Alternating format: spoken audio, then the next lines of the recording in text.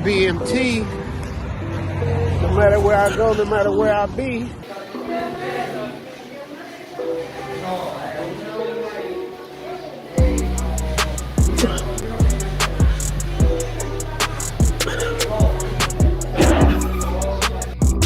We'll be rocking it like that, man. I love the fit of this shirt, bro. Bro, look, I just have to get off the elevator.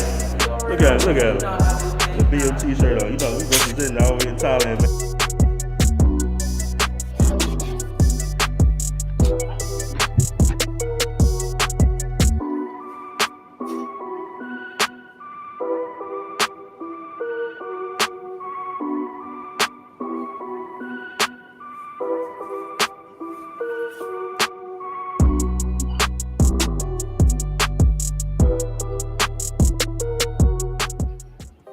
What's up, y'all? It's the Travel OG, and I gotta do my BMT commercial, man, for my BMT shirt, man.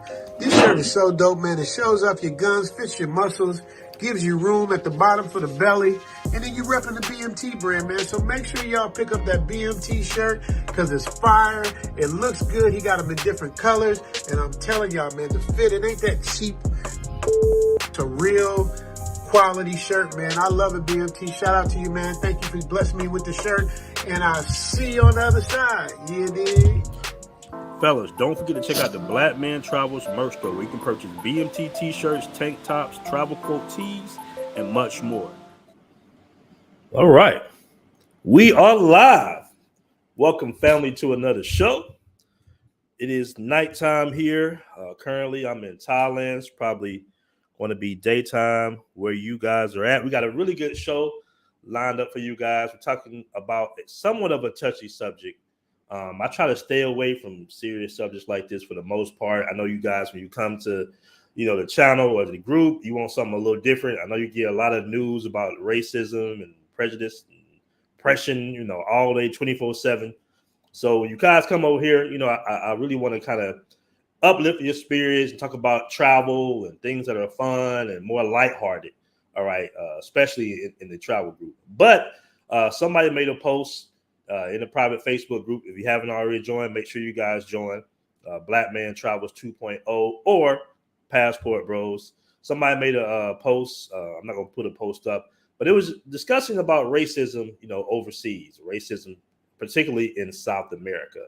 All right, now I spent a year in South America. I spent about maybe more than a year, actually. I spent close to a year in Colombia and about 7 months, somewhere around 7 months in Brazil. That's not to account to say I know everything about those countries. I'm still expat or foreigner. So, my experiences are going to be different from, say somebody that grows up, in Colombia, Afro-Colombian or Afro-Brazilian. But I did have a lot of discussions about, more so in Brazil, talking about, racism and the politics out there. All right. So I'm going to tell you my experiences that I spent in South America for about a year, facing, prejudice and racism, and about some of the stuff that happened to me in America. And I want you guys to come onto the panel as well. And maybe you can discuss some of your experiences overseas if you face any forms of racism. Like I said, it's not a popular topic to talk about. I know when guys travel, that's the last thing they want on their mind, think about racism. But, it's good to be, informed about the history of a country before you decide to live there. You want to know a little bit of the politics that's going on in concerns of being a Black person anywhere in the world. So, all right, let me get to the chat room, and I'm going to discuss the memberships as well. Let me get to the chat real quick. Shout out to my dude, Andre, from Andrea Blood Crossing Boys with the 20 mil pesos. Says, great topic. Let's go. You know what? I think I'm hearing a lot of noise here that might be from the private members. But shout out to Andre. I said this is a very good topic. I did want to discuss it. It got a lot of comments in the group, man. A lot of comments, a lot of different comments. Some guys were saying, no, it's not like that in South America. It's more classism. I mean, it was a deep discussion. It might have had about 200-300 comments in the concern this. So we're going to get to the topic. But let me get the other super chat and holler at everybody who's in the building. Do me a favor, guys. Make sure you hit that like button when you step on the room. I really appreciate that, guys. Let me get to the super chat and we can go get to flowing. All right. Shout out to Eric Powell. Eric Powell, always salute to you, brother, for for the $5 super chat, man. I really appreciate it. He says for the movement. I see you got Andre 3 Stats as your profile pic, man. You know, Andre 3 Stats, what's up? Shout out to the son Wilson. Shout out to you, bro.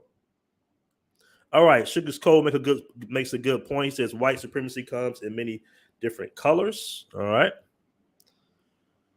On Trackman in the building. All right, Global Paper in the building. I want to give a shout out to Vibe. She just became a member. I appreciate that. Let's discuss the membership, all right? Let's discuss the memberships before we get into the topic at hand, guys. We do have YouTube membership now available on the Black Man Travels channel. It goes from 99 cents all the way up to $20 or $19.99. The most tier, the highest tier of $20 is like a private consultation tier. All right, so you get a private consultation from me.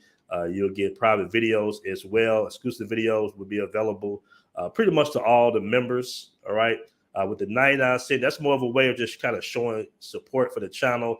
That's going to contribute to the vlog and the mobile app. $6.99, that will give you access to the BMT mobile app that will be released very soon as well. And with that $19.99 tier, you will get a discount for the BMT merch store as well. So you got from 99 cents, then you got $2.99, then you got $6.99. It goes from $6.99 to $19.99. Each tier has its own value, but of course, the highest tier you get everything from the previous tier as well. So I just want to cover you guys. So if you guys getting good information from the channel, all right, do me a favor and become a member. All right, I uploaded a video today. Everybody liked the video. The video was called "Can You Survive?" or "Can You Live in Thailand for Under $1,000 a Month?" So that video is available for all the new members. And I want to give a special shout out to the first new member, Vibes, who you see on the screen right now with the Martin profile. All right, the Dragon Jones profile, man. I really appreciate that, bro. Really appreciate that for coming the first member. As a matter of fact, since you become the first member, I'm not sure what tier you joined, but I'm going to give you a discount for the BMT merchandise, man. I'm gonna give you about a 50% discount on a t-shirt. All right, so I appreciate you joining. Okay, let me catch this super chat. And like I said, this is a pretty big topic, and I really want you guys to join the show. All right, especially if you've traveled to South America or spent a large amount of time in South America. I want to get your opinion on this. All right, I want to get your experience in South America as far as dealing with racism or any type of slight you feel. Sometimes you can't pinpoint racism because it's very different overseas. All right. One of the things that kind of caught me off guard when I went to Brazil, like I say, when I was in Medellin is a different type of city, man. It really is. Okay. Medellin is one of the most fantastic cities in the world, despite some of the issues with the crime. It's a special city with a very great culture and group of people within that Paisa community. So I'm gonna be honest with you. I'm gonna give you my experiences in a moment. All right, dealing with some racism in Colombia, in Medellin, but it was a little bit more upfront in Brazil by the people in Brazil and the people in Colombia. Well, let's say Rio, and let's just talk about Rio and Medellin. All right, I don't want to get nobody confused. I know Brazil is huge; it's like just as big as the United States, right? And then Colombia is about the size of Texas, but it's big. But I'm just talking about specifically Medellin and Rio de Janeiro. All right, now Rio de Janeiro, it's a little bit upfront. All right, so not bad. All right, it's not bad, but I did have a few incidents where some of the Euro-looking Brazilians felt comfortable, mainly the women, with jumping me in line. I had a big issue with that. As African American, we just don't tolerate little stuff like that. You know what I'm saying? That's why we fought so hard in the 60s and 70s to get away from that. So for me, it was difficult. And I always would say something, and I always step up and I always block him, and I'd be like, whoa, where you going? Like, hey, you back here.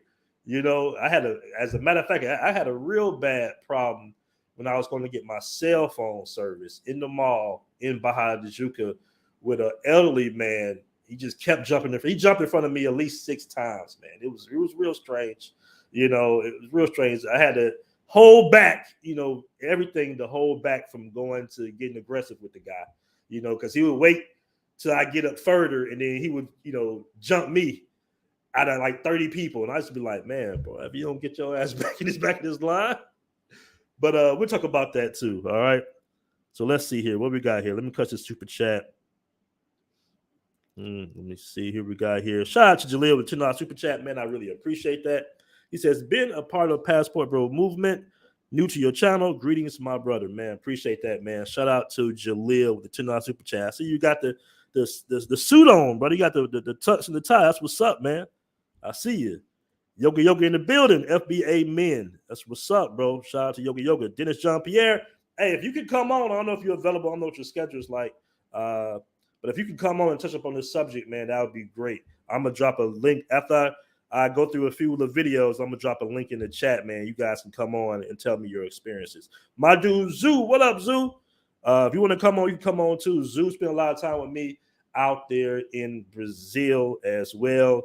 If you guys saw me shooting like videos, that was Zoo being the cameraman. So shout out to my Zoo, man. Appreciate all the support you did out there in Baja de Juca with me, man. All right.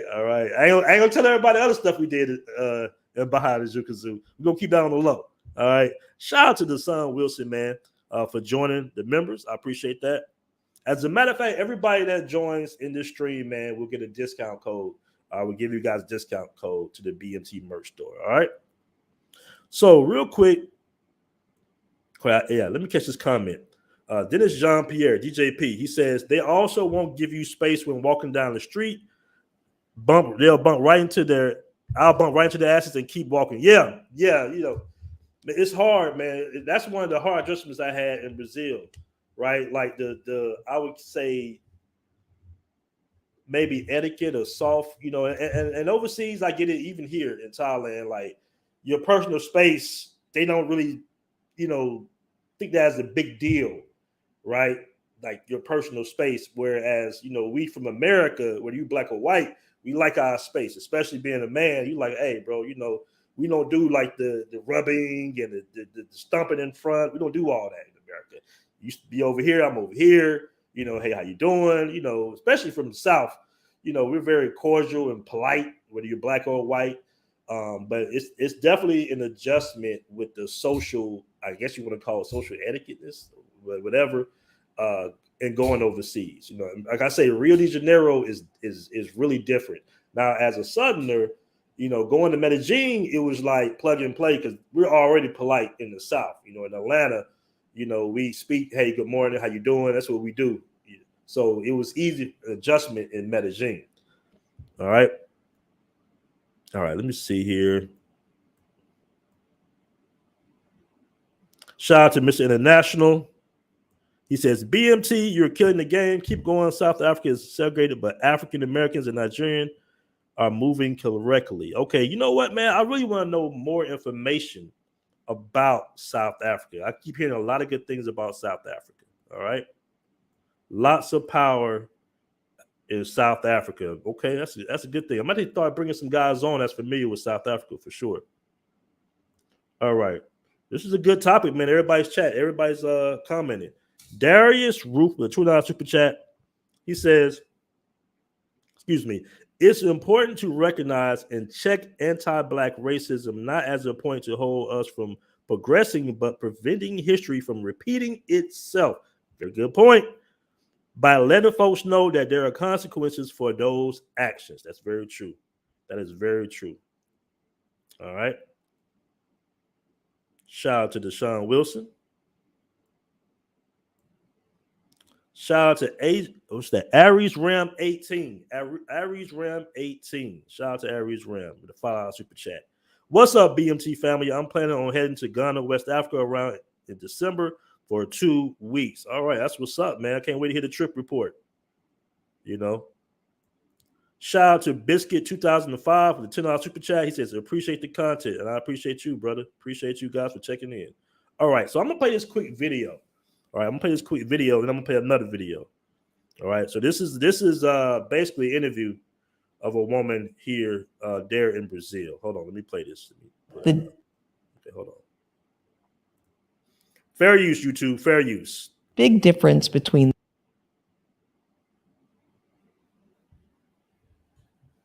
the two is that Brazil has never had formal segregation the way the United States had. It never had anything like Jim Crow. It never had, whites-only schools and restaurants, and in an explicit, open, public way. Discrimination and racism in Brazil typically operates in what we might call more subtle ways, so that I think looking too black, whether we mean skin color or features, often in a job interview will put you at a disadvantage. So you could be of partial African descent, but if you're relatively light, you can get the job. So somebody who might be excluded for being black in the United States wouldn't be excluded in Brazil. So it looks like, oh, we're less racist, but somebody else who is blacker is going to be excluded because they look more black. And so the way in which racism operates in Brazil, I think, makes it harder for the people who are protesting against racism to be able to sort of designate exactly what is being done, because they could say, oh, well, we have someone here in our office who clearly has some African ancestry and so on. But there are other ways in which racism operates that is not subtle at all. And I would say one of those ways is that the poorer neighborhoods, most of the residents of those neighborhoods are people visibly of African descent. They are much more likely to be the targets of police violence and to be arrested for things that if a young white person did that, they would be less likely to get arrested for. And so, wow, you see that stat, guys? Brazil kills 82 youth per day. 77% are black. Now, I remember when me and my guy Zoo was in the Uber. I believe that was Zoo that was with me. That was in the Uber, and we was asking the Uber driver. Was asking him. He was like, "Hey, man, what's going on with the police out here? Are they racist?" And the Uber driver, he spoke really good English. He was saying, "Hey, man, you're American. You don't got to deal with none of that. You have no worries." And then we kept kind of like egging him on, just having a nice conversation. And he was saying like, "Hey, here in Baja de Juca, basically, they before that bridge, they basically stop, people from coming from the favelas. Too many of them." They will kind of harass them and get them out of the suburban area. They were pushing them back, basically. So you'll see the police, harassing, the guys on the streets, and the guys might be selling goods or whatnot. And you still see black people all over Baja de Juca. But, he was like, well, you don't have to deal with none of that. People can clearly tell that you guys are American. I was like, wow, which is kind of strange because there's a lot of black people in Brazil. And I'm like, well, how do you define that, we're American, but somehow they know. They know that we're American. And it's one of the situations where now that I've been traveling, I somewhat understand how people from other countries, or the Caribbean countries, that even though they look like us, they're not familiar with the type of racism that we face in America, right? Because they particularly might not have to deal with it. When the police pull over somebody from Africa or Nigeria or whatever, they might give them the slide. Like, well, they ain't really from here. You guys go ahead and go. But, when they pull us over, it's like, they hard on us, right?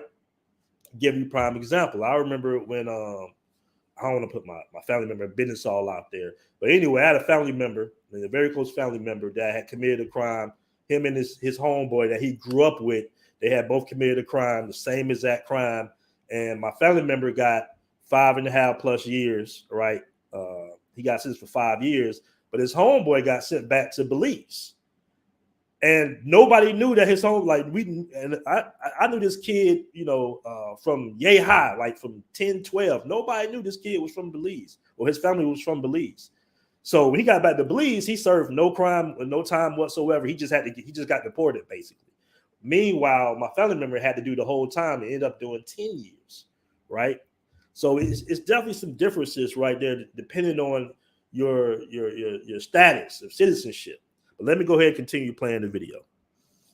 They are much more likely to be the subject of harassment and violence by the police, which occurs in Brazil at a rate that is way higher. Even now that we're aware of how much goes on in the United States, it's still much worse in Brazil than it is in here. And so I think it's really important not to give the impression that I think there's less racism in Brazil. I think racism operates in a different way, but sometimes it operates in exactly the same way and in even more intensely.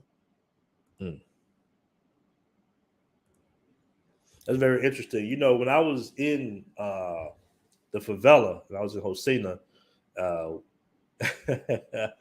I was in Hosina. You know, I've been telling these stories, and I've been trying to like really not put the person's information out there. So I would say I was with a friend, a local of the favela, and he got in a little bit of a fender bender, right? He got in a little fender bender. You know, why I was in the car, and he hit the guy from the back basically, and they go outside, they start talking, and they go from talking from like really going at each other. They was like really arguing. I'm sitting here like, damn, you know, I'm all in the favela. They speaking hella fast Portuguese. I don't understand nothing, you know. So I was like, wow. So the guy gets back in the car, and he's like, what's wrong with this dude? What's wrong with this guy? And I'm sitting here in my head, I'm like, well, bro, you hit him from the back. Like in America, that's open and shut case, right? But the guy was telling me, he was like, he was like, man, the guy's talking about calling the police, right? And that's like a big no-no in the favela, huge no-no. You know, you don't even mention the police for any type of minor infraction besides, violence or something like that. But he was like, everybody, it went from him arguing with that one guy to like several people arguing with the guy that said he wanted to call the police. The guy that he hit wanted to call the police. And everybody crowded him. He was like, you cannot call the police. That's against all our rules. You can't call the police. And anyways, we make a long story short, they summed it up. I think the guy's like, hey, I'll pay you for the damage I did for your bike, but you cannot call the police. You know, the police are judge and jury in Brazil. It goes to a whole nother level. They'll find any excuse to basically do what they do. I'll just put it to you that way. All right. Let me catch this comment by my dude, Is Trey the Kid. He says, it's a system of classes here in Colombia. I asked the Afro-Latinos here in the shop about life as a black person here. That's what's basically the responses. The elites are the issue. The elites are the issue here for citizens. You know what? That's a very good point. Now, I'm gonna get to. Let me play this one video real quick before I get to my experience with racism in Colombia. All right, let me pull this up. All right. Now, this happened while I was in Brazil. Very unfortunate event. Rest in power to the brother that died. Unfortunately, he was murdered. This happened. It was all over the news. This happened maybe about 15 minutes from me when I was in Barra da Tijuca. This is very unfortunate. But let me play just a clip of this real quick. If I can find the clip. Hold on.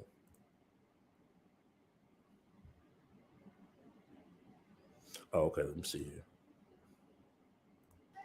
In January, several men beat him to death in front of the beach kiosk where he worked after he demanded fair use, YouTube, fair use, that his boss pay his overdue wages. Since that day, Kabagambe's family has been fighting for justice. Among them, his cousin, Danielle. After receiving threats, the family now has to keep a low profile. I can't do anything anymore. I'm afraid of what might happen to me out there. I feel that if I go out, I could be killed, like my brother. So to give you guys some context of what happened, it was a Congolese guy, 24 years old. He was working at a kiosk, and he was owed wages for a couple of days. For 2 days, he was owed wages. What he decided to do was they didn't want to pay him, so he went into a freezer and started getting food out the freezer.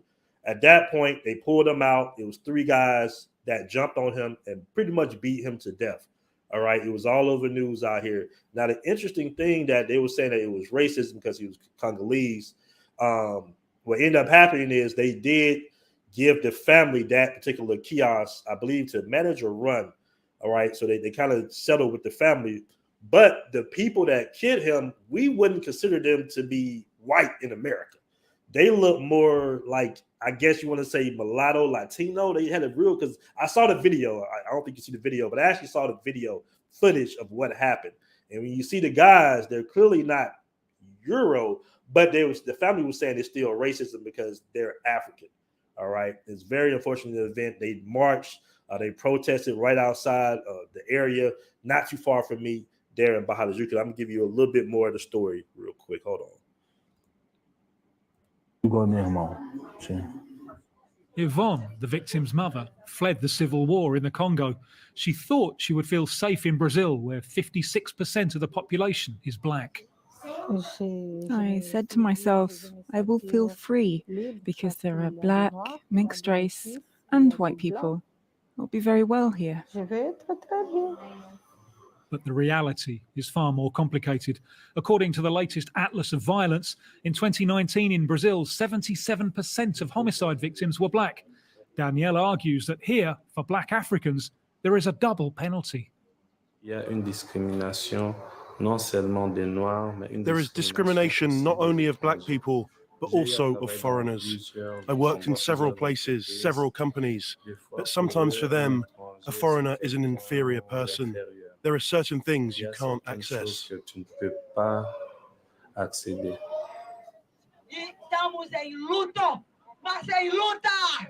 In Barra de Tijuca, an upmarket district of Rio, thousands of demonstrators gathered at the scene of the crime.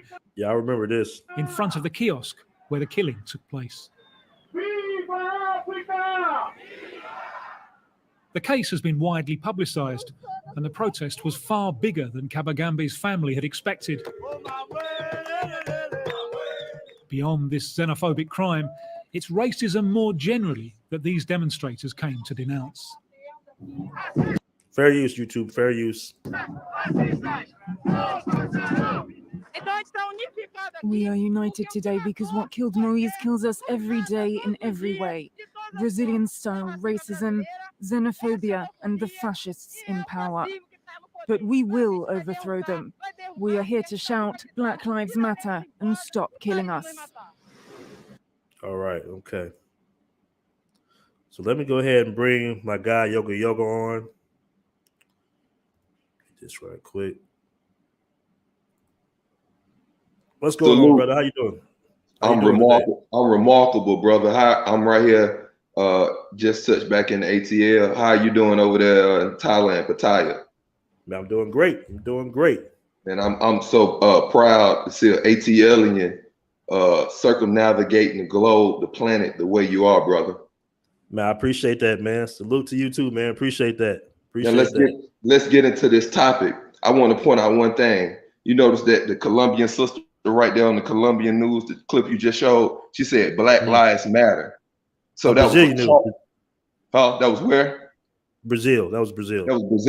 And you know, she said on the national news in Brazil, she ended it with Black Lives Matter, and we're gonna fight this oppressive regime, right? That was a call out to us, brothers that's watching. See how powerful we are as Black American men?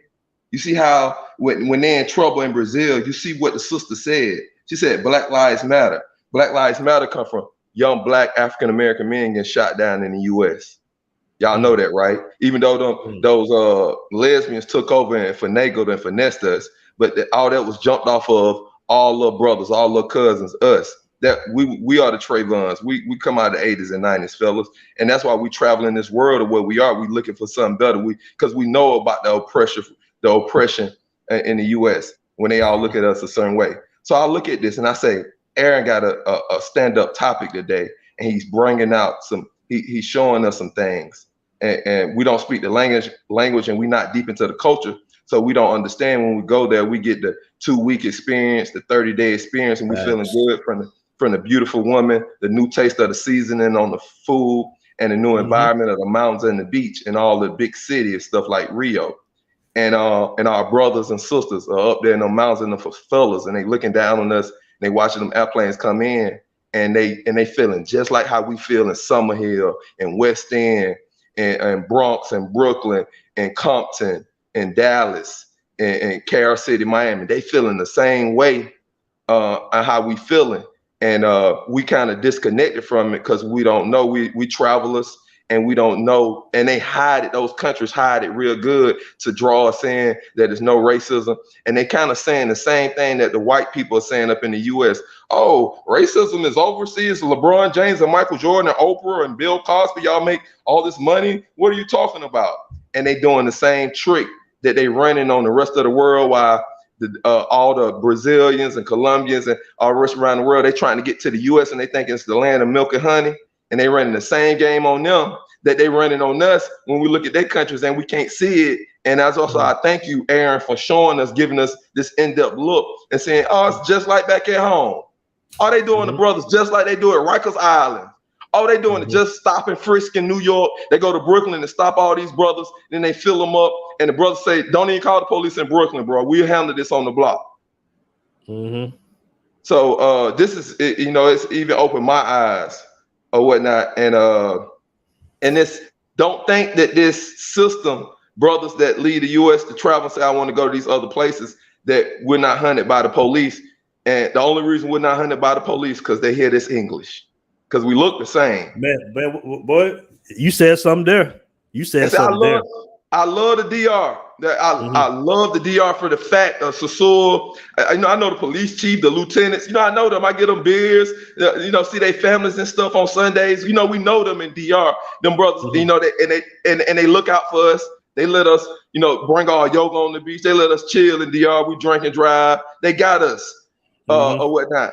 And so we get spoiled, and because of what we experience in the U.S., but around in those same brothers that don't speak English, that look just like us in the DR, in Brazil, in Colombia, they in that paradise, but feeling a totally different way that we feel and going and seeing it a totally different way. It's like heaven and hell. It's like we're there and we're living heaven, and there's smiles on our face, and they're there and they're in hell.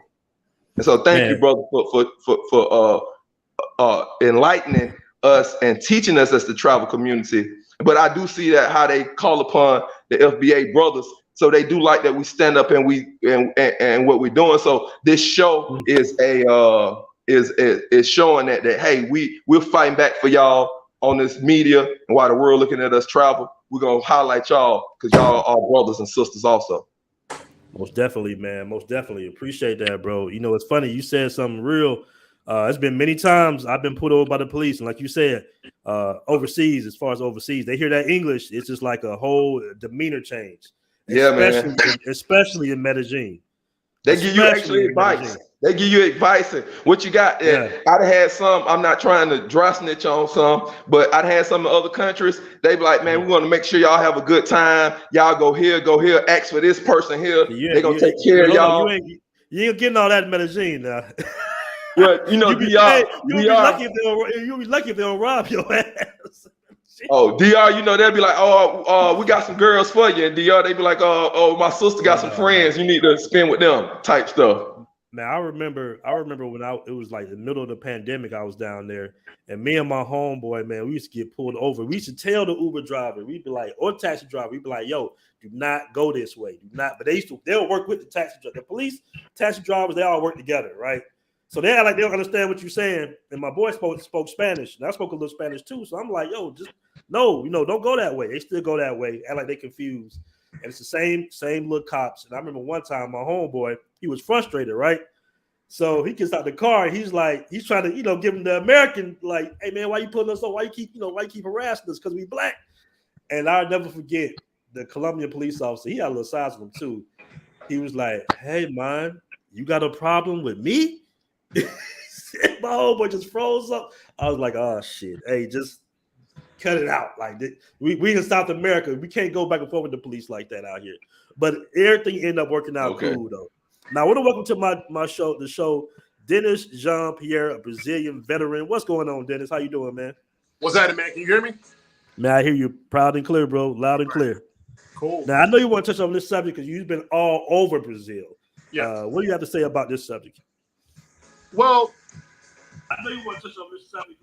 My experience regarding the racism in Brazil, I've never experienced any overt racism, but as a black person, you can sometimes feel things. You can feel the vibe, and you can see little subtle things that you may notice. You know what I'm saying? Like, for example, sometimes, when I'm in Brazil, I'm walking down the street, and I'll see like a white woman walking in the opposite direction. And I'm on one side of the sidewalk, and she's on the same side of the sidewalk. She won't move out the way. She won't give me space. So I started noticing that. So one time I got fed up. I said, I'm not moving. I just kept walking straight, and she wouldn't move. I walked right into her and bumped her, and kept walking. Didn't even turn around to see if she was she was all right. So it's little stuff like that. Another time, I went to a kiosk in Ipanema, and one of the waiters there, I could tell he was kind of like feeling some type of way about us being there. And so I paid for my food, and he took the bill. He took the little real bill and held it up to the sun to see if it was see if it was counterfeit or not. I'm like, really, dude? Really? Yeah. And so when he gave me my change, I took the change and I put it up to the sun, make sure it was real. And he kind of snickered. He kind of giggled at me. I'm like, yeah, man, how you gonna do us like that? You know damn well we're tourists here, okay? It's little stuff like that, huh? And you speak fluent Portuguese, so do you hear any little comments or snarky remarks? Oh yeah, absolutely. I'll catch it. I caught it a couple times. I remember when I was in Salvador Bahia, one of the Uber drivers who picked me up at the airport, he warned me. He said, listen, here in Salvador, you may have trouble getting an Uber because they'll see that you're black and they'll keep going. And lo and behold, like 3 or 4 times, an Uber driver will pull up and he'll see me. He'll keep going. He'll cancel the ride and keep going. That happened like 3 or 4 times when I was in Salvador. Oh, wow. Yeah. That's crazy, bro. But other than that, one thing I noticed, the racism in South America, in Brazil, you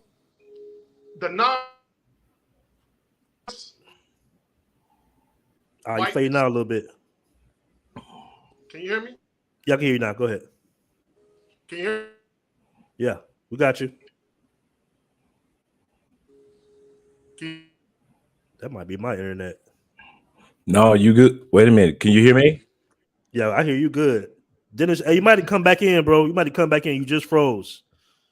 Just froze up. Andre, what's going on, brother? How's it going? Oh, man, you know I'm always doing good, man. I'm always doing good. Shout out to your panel. My man back on. So if he's back on, he could. Well, it looks like he's still frozen too. Yeah, he's still frozen. Hey, Dennis, come back click in. Out and click in. Yeah, come back in. Let me remove you real quick. He'll come back. All right. Now, Andre, you over there in Colombia, correct? Yeah. Oh, yeah. You were in Cali, Colombia, where it's mostly Afro-Colombians. Is that right? Yep. Okay. Now, have you experienced any overt racism since you've been there? No, I've been living here 5 years. I travel all over the country. I go to places where most black people black travelers don't go to. Because I have a vehicle and I have a driver's license here, so I can do a lot of things that a lot of brothers that come, just for travel for a few weeks, they can't get to or can't go to. The one thing that I found is mainly here in Colombia, you may attest to this, BMT, is mainly for us is classism. And it also depends on how you carry yourself in your classism. I'll tell you what I mean by that. Some dudes, we as Americans don't realize that when you leave the United States, in 80% of the world, you are automatically in a different class. But you're trying to carry yourself like you Pookie and Ray Ray in the States, but you have to realize your economic status and your status as an American puts you in another class. You can't carry yourself as Pookie and Ray Ray. You can't go hang out with Pookie and Ray Ray in 80% of the world and then understand the plight of what they're going through, because you are automatically put in another class. And I think we as black men and black women understand a little bit more, but black men who travel, we fail to accept the fact that we are of another class just based off of being American and having an American currency. And that's one of the problems that I'm seeing. I never hang out in locations that, put it like this. I'm 54 years old. I hang out in places where I deserve to hang out in. I hang out in the best restaurants. I go to the best hotels. I go to the best, even if it's a small town. I'm in a finca that I deserve to be in. After going through what I've gone through for 50 plus years in the United States, I deserve to be. And so I'm not that dude that ventures into places where the broke, I hate to say it, where most of the people that are broke hang out in. I don't deserve to be in that area no more. I work too hard in the United States not to hang out with broke people in the States. So why should I hang out with broke people, or let's put it like this, not broke people, but broke environments, that I ain't got no business being in the States. If I'm not supposed to be in East Side Chicago or Watts or South or East St. Louis in the States, why am I hanging out in barrios in locations in here in Colombia or in South America when you automatically know, Pookie, in 80% of the world, you automatically are part of the upper middle class or the upper class. And I think that's the mistake that a lot of brothers are making. Number two is that we have to allow other countries to go through their civil rights movement like we are going through ours and had gone through ours. We're 50 years ahead of most countries, but yet you want to look at them like, why y'all so behind in the race? Why y'all still picketing? Y'all should have more people in corporate structures. Y'all should have more politicians. Y'all should have had 3 more black presidents by now. But realize we still like in Colombia, you'll notice this. I don't know how it is in Brazil. We'll be going in November. You'll see the black maids. You'll still see black maids here. You'll still see all the sanitation workers are 98% black here. In the restaurant, it could be the most inexpensive restaurants to the top-notch 5-star restaurants, and all the people in the back are of people of color that are doing all the cooking in most of South America. We have to allow these brothers and sisters to go through their civil rights movement. They have to have their own civil rights leader. But for us to pretend like we can relate or we're a part of it, I don't pretend that I can. Do I hang out with my people? Yeah. Do I have fun with my people? Yeah. But do I only hang out with people that are struggling? No. And I think that's the problem when it comes to us as African Americans. You have to acknowledge and accept the fact that you are a different class. And here in Colombia, it's mainly about class, because if you interview those black people that got money, they don't talk like that, like people that don't have money. And I think that's what we try to do on our channel. We try to at least interview sisters of, like yesterday's interview was the sister of Africa, this Afro-Colombian from Santa Marta. And she making US dollars. You see what I'm saying? She making US dollars. And if you go to her Instagram, she's in some of the best restaurants, best hotels, best everything, even though she comes from humble beginnings.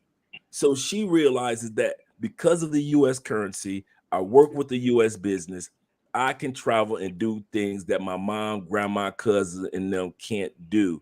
And so she's in a different class. And I think one of the things we fail to realize, I know I'm babbling on, but one of the things we fail to realize is that we are of a different class automatically. Stop trying to relate to every brother that's still of the struggle in every other country, because you can't relate to them. They are 50 years behind you. So how you know what, Dre? You make a I didn't mean to interrupt you, but you make a very good point, a very valid point. And I remember being in Colombia, I was watching the news, and there was a white woman that was out there protesting.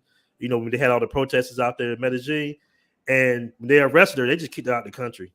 They just got her on up out of there. Like even if you wanted to participate in some of the movements, once they arrest you and they find out you're American or from somewhere else, they'd be like, "What are you doing out here? You got to go. Get up out of here." Yep. So we're not even in a position to really, go back and forth for civil rights for other countries.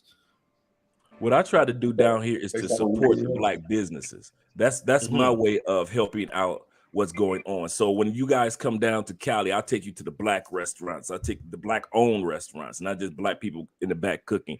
I'll take you, my girl D, she does a D tours. Oh yeah, bro, D. D does a tour and take you to some of the more Afrocentric businesses and locations where you can purchase things and do things. We got the Afro-Colombian Festival coming up in August, on August 5th to the 10th here in Cali, Colombia. 500,000 Afro-Colombians from around the world, as well as actually Afro South Americans coming from all over the place for this festival that we have every year, the Patronio Alvarez. And so we go and make sure we support that, buying the t-shirts, buying the liquor, buying the foods, supporting the fashion show, the concert, all these things. As people coming from other countries, from the U.S. with money, we can help our people without going out there having a picket sign, but supporting their businesses. Because if you think about it, one of the things that we regret is in business, segregation. The loss of segregation. When we had our own businesses before we had to integrate, and we were forced to integrate, black-owned gas stations, black-owned stores, Movie black-owned theaters. clothing lines, everything, boutique, everything. We owned it all. As soon as we forced society to integrate with us, we sold off the gas stations to the Middle Easterners. We sold off the hair products and the hair stores to the Asians. We sold off little mom and pop stores to the white folks, and then they took it and knocked it down and put up a Walmart. So even 5 or 6 mom and pop stores together couldn't keep up with one Walmart in the community. But here in Colombia, they aren't at that stage yet, and so there's still a lot of black-owned businesses that we can support. And that's my version of being there for my brothers and sisters, putting money in their pocket instead of putting a picket sign in their hand. That's a good point, man. Very valid point. Shout out to all the Afro-Colombians. I remember one saved my ass in Centro, man. It was about to go down, and it was an Afro-Colombian that came behind that counter in that restaurant. He was like, hey, hold on now. You know, he don't know what's going on. He American. So shout out to all my Afro-Colombians. Now, let me ask you this, Andre. We talked about, you know, as far as the classism in Colombia. Have you had any run-ins with the police in Colombia, though? Oh, a couple times, and I was driving. Mm-hmm. And never had an issue. Never. I'm like I said, I got my L, so I'm legal here. B, I drive a nice vehicle, so they automatically know, okay, it's a brother in a nice suit. So it was late at night. They pulling people over, giving them tickets like crazy. And I pulled off, and I'm, usually when you guys come to town, I'm the designated driver, so I usually not drinking too much. I might drink one beer, but I always keep in a car a Pepsi, even if it's warm, because if the police stop me, I can show, hey, I just got my Pepsi. That's all I've been drinking all night, right? And so me and my boy, we riding, and automatically I already know I hit the loop coming from the club. Whoop, whoop. They pulled over on the motorcycle. So as soon as they see the truck, they're like, oh, we about to get some money. We about to get paid. We see this truck. Because they do that to us all the time, whoever it is. I roll the window down. They see a brother. They're like, oh, shit. Okay, it's a brother driving this truck. I start speaking, and I'm telling them my English is broken. So they're like, oh, this is American. Okay, cool. And then he was like, okay, where's your L? Got it. Where's your registration? Got it. Where's your proof of insurance? Here you go. He like, oh, he got everything. And then he just swiped to make sure that everything was okay and let me go. And you got some real police out there in Cali. Yeah. Medellin ain't not asking for nothing. They're asking for all that. Yeah. If they can't shake you down, then you can go head on. They ain't asking for nothing else. That's because here they trying to find one of the reasons to shake you down. Oh, you ain't got your L, or you ain't got your insurance, or you ain't got your registration with you. So here's what we gonna have to do. You see what I'm saying? So they ask all that to see if they could find a gateway for the shakedown. But when I had everything was valid, blah, blah, blah. So the last one was, have you been drinking? Yeah, a Pepsi. I've been drinking my Pepsi. And I make sure the Pepsi has enough going out of it, look like it's been drunk out of. I say, I've been drinking my Pepsi. But then I bust him upside the head with this one. I say, because, if I get caught drinking, me and Sposa, muy mal, and he's like, okay, yeah, because they can relate to having your girl at home and you come home drunk and she mad at you. So he started laughing. And he was like, all right, have a good one. I had a brother pull me over one day. They were giving out tickets to everybody. It was a setup for everybody. And so they had like 10 cars lined up. So I didn't trip.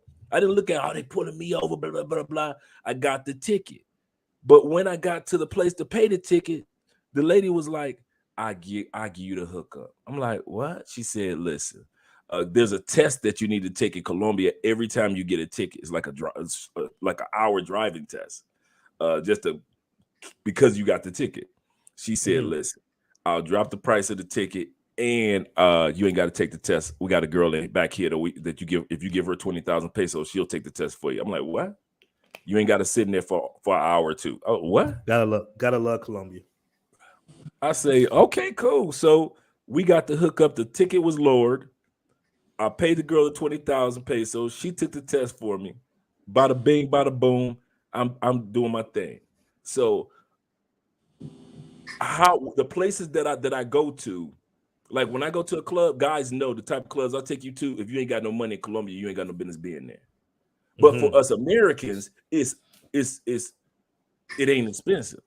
But for a Colombian, you got to dress up to go into these clubs. These chicks are hot. So I usually try to give guys experience that's not the hood, the barrio, the broke. You know how I always say, the beautiful bottom feeders. I don't hang out with the type of people. So I can't relate to when brothers be talking about all this, all that. I'm like, dude, I don't hang out in those areas. So that's why in 5 years, I've never had the threat of, well, I almost got here, I ain't in Central at 3 o'clock in the morning. I'm not on that. So one of the bits of advice I give brothers is this, and I go back to what I was saying. If you want to support the brothers and sisters in other countries, support the brothers and sisters in other countries. Don't, like I said, put $1 in their hand, not just grab a picket sign. It's so much that our dollars do and how far they can go. Tip somebody, give somebody. I know it's not a restaurant where it tips, but if you see a brother and sister that's doing it, tip it. You can call the cook back. Who made this, man? Who could you bring the cook back to me? Hey, bro, good looking out. Give him 10,000. Hold up, Andre. Hold on. So is the food good in Cali, Colombia? Because Medellin. Oh, see, I got that trash in Medellin. My bad. Okay. I'm about to say, because I'm not used to tipping the cook in Medellin. See, you got to realize Medellin does not have Caleños, individuals from brothers and sisters from the Atlantic coast and the Pacific coast. All those the Choco recipes. We get black recipes. That's why I call it the Atlanta of Colombia, because we get the authentic, real seasoning in the food where you like, man, they got a lot of seasoning. Y'all Medellin, y'all get that that bland. For sure. Yeah, for sure, bro. No, it's far. It'll be times in Medellin. I'll be like, somebody say, "What you want to eat?" Nothing. I don't want nothing. Just give me a water right now. I don't even want no food right now. Nothing like that in Cali, man. Cali is the city of seasons, man. Because brothers and sisters down here, they're doing it. And what I like about Cali, more than I like about the brothers and sisters in Choco, the brothers and sisters in Medellin, Cali brothers and sisters are owning stuff. It's nothing to see that Mercedes ride by and it's a brother and it's a sister in there. I remember the first time Ace came here. Ace said, I've been here in Colombia for 3 years. He said, this is the first time I've ever had a Uber driver that was black.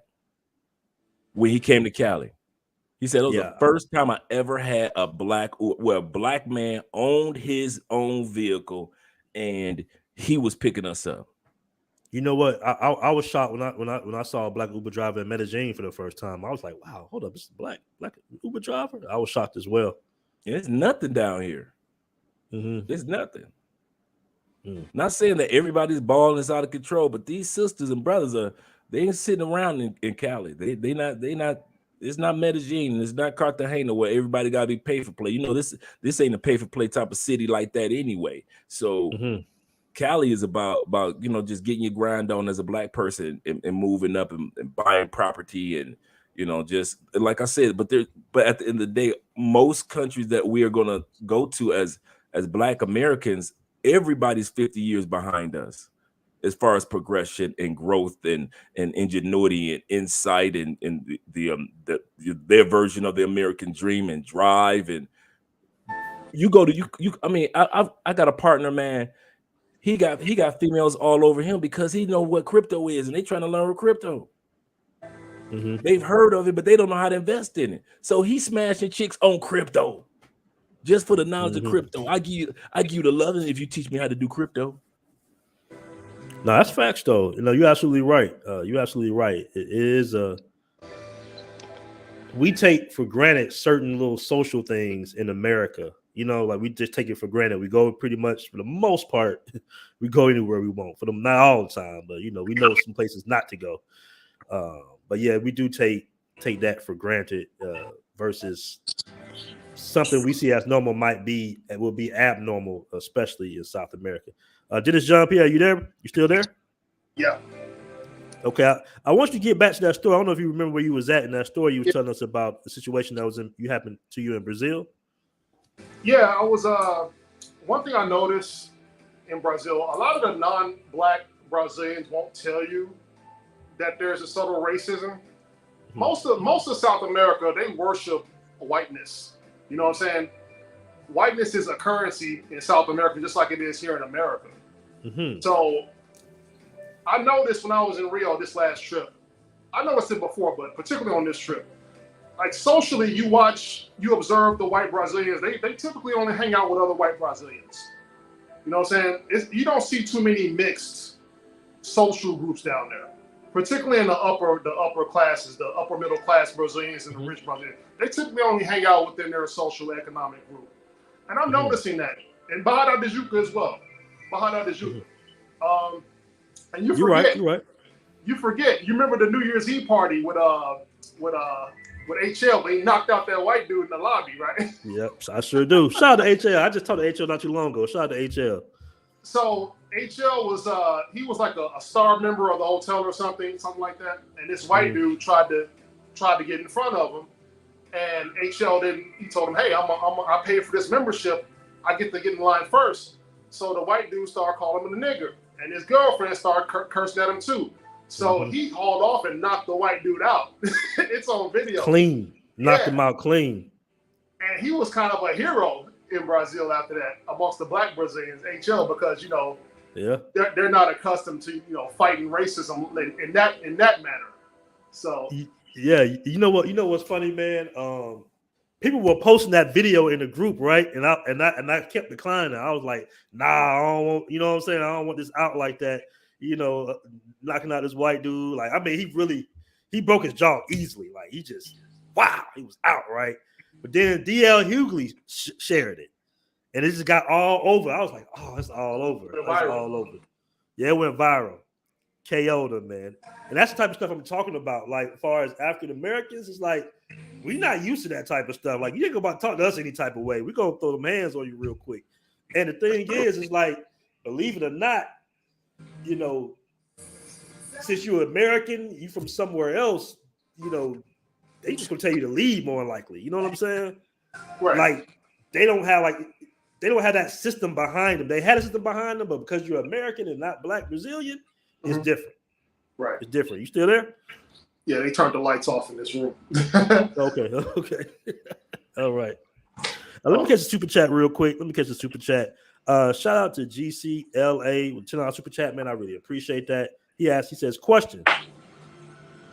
In South America, how do people of African descent view the historical impact of slavery on their community? Do they acknowledge their slave history? I know for a fact in Brazil they do. In Brazil, they really acknowledge the slave history. I went on a slave tour. It was difficult going to spots where they had the slave trade at, the markets, the wars. I mean, they're very knowledgeable about what happened in Brazil. I'm not sure about Colombia, but I know for a fact they embrace their African heritage and their history in Brazil. What was funny about the tour that I took was it was the only black people on that tour was the tour guide and just me, and everybody else was pretty much white women, right? And after the tour, me and the tour guide was like, it's funny because she said that it's different for them to hear this than for another black person to hear this. You know what I'm saying? It's like you are the oppressive race, but at the same time, the white women were saying how horrible it was. But as a black person, you can actually feel the pain. Like you can feel the horror that some of those Afro-Brazilians went through because you're in the actual location where it happened at. You know, so it was just very interesting. But I will say, from what I know, at least in Brazil, they know exactly what happened during slavery. Would you agree that, Dennis? Yes, absolutely. That's one thing. Can you hear me? Yeah, we hear you good. That's one of the things why I rock with the Afro-Brazilians, because they embrace their blackness. They don't try to deny it. You know what I'm saying? So that's why I rock with them. And as far as the police, I've never had the police ignore me in Brazil. I mean, they don't even look at me twice. Like when I walk down the street, they don't even look at, you know, like you're from America and you're black. You see the police, you're kind of like, you know, you're kind of like on alert. You know what I'm saying? All day. Yeah. And so when I first started going to Brazil, I'm on alert. I'm like, they didn't even look at me twice. Like I wasn't even there. You know, so it's just a different, some things are the same, but there are some different dynamics when it comes to racial issues. You know what I noticed about South America? I don't know if I still got my guy in the chat. He was a former law enforcement special forces, and he pointed this out to me that the police in Brazil and Colombia, they kind of group up with each other, right? So it'll be like 10 of them in one area. Meanwhile, the crime is like right there, like down the street somewhere. Mm-hmm. Whereas in America, they know the patrol. If it's 10 of them, they're going to be spread out a little bit, like in different areas. But that's why it could go down so quickly in Brazil and Colombia. I remember some guys that got into it, and I was trying to hold my friend back from fighting another guy in the park. And anybody that's been to the park knows that it's like 20 police on the block right there, right? But they're all in one location. Meanwhile, I'm like, where the police at? Where the police at? What, Parquilleras? Like, yeah, Parquilleras. Like these guys, I mean, it got real bad out there. Guys were really into it, unfortunately. Yeah, I know, Dre. I know. Guys are really into it, right? And I'm like, what the damn police at? But they all grouped up. So that's the difference I see that my homeboy had pointed out to me, who was former law enforcement. He was just like, yeah, I don't know why they do that. That's a bad tactic to be, it's a visual deterrent, but it's just not reasonable for 20 of them to be in one area when they should be spread out a little bit. That's why it's so sticky in Parquilleras and on Diaz, because they're all in one area when they should be spread out. I wanted to go back to what the brother was saying. He said that he only hangs out pretty much in the upscale areas, and I'm the same way. I don't go to the hood unless I know somebody there. You know what I'm saying? I don't make it a habit to hang out in the hood where you're not a part of that social economic group. I ain't even going front, bro. I'll be all over the place. You know me, Dennis. I'll be all in North Zone, Matadera. I mean, I'm talking about living. I'm not talking about just hanging out once in a while. I'm talking about just living there. You know what I'm saying? Mm-hmm. Yeah, it's funny because my homeboy was like, man, why don't you get an apartment in the favela? Why you with them snobby folks in Baja Juca? I can build you an apartment here in the favela. I'm like, nah, bro, I'm good. I like being around these snobby white folk. I said, I'm Atlanta bougie, man. I can't help it. I'm sorry. That's right. And I like I said before, we deserve it. We paid for these flights and flew all these hours for a reason, and we don't deserve to be in the same type of environments that we fought to get out of in the States. Why would I do it? It's asinine. It's asinine especially when as you guys know, that whether you're in Brazil or Colombia, that $1 is worth $4 to $5. Why are you going to sit up there and pretend?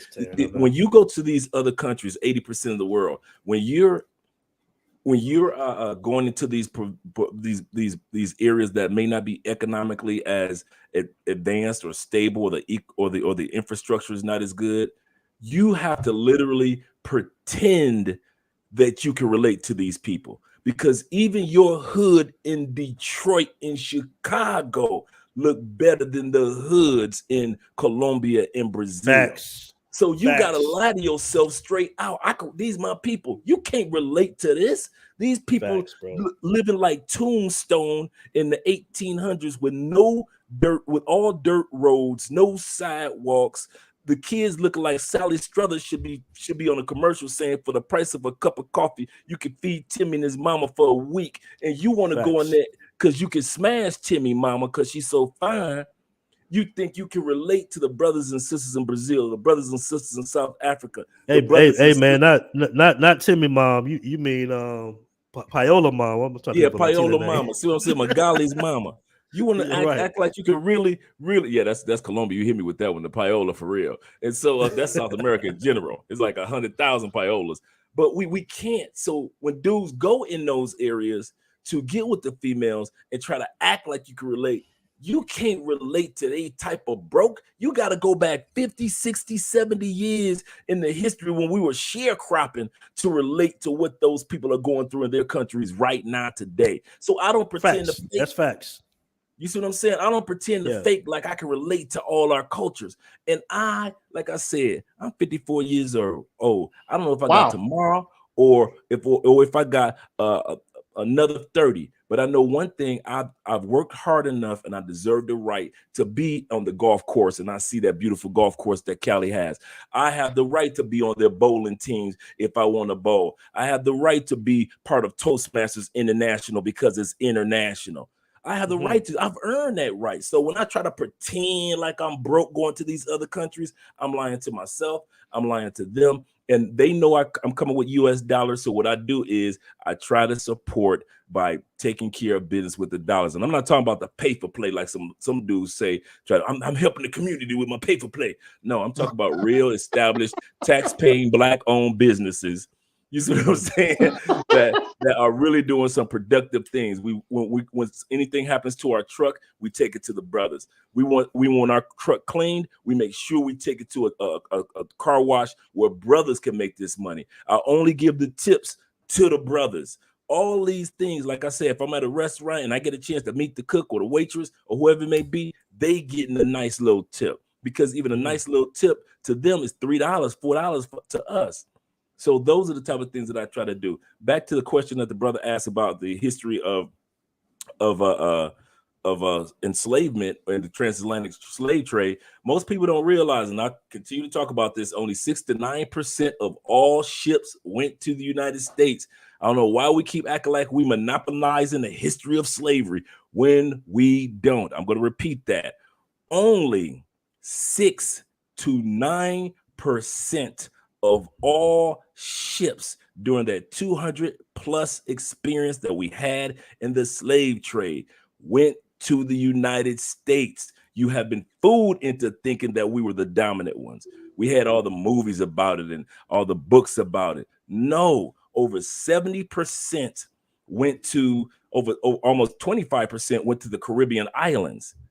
Almost 70+% went to South America, Colombia, Peru, Argentina, Venezuela, Brazil, all these locations. So they have and you guys who've been to Brazil, of course, you in Colombia can attest to this.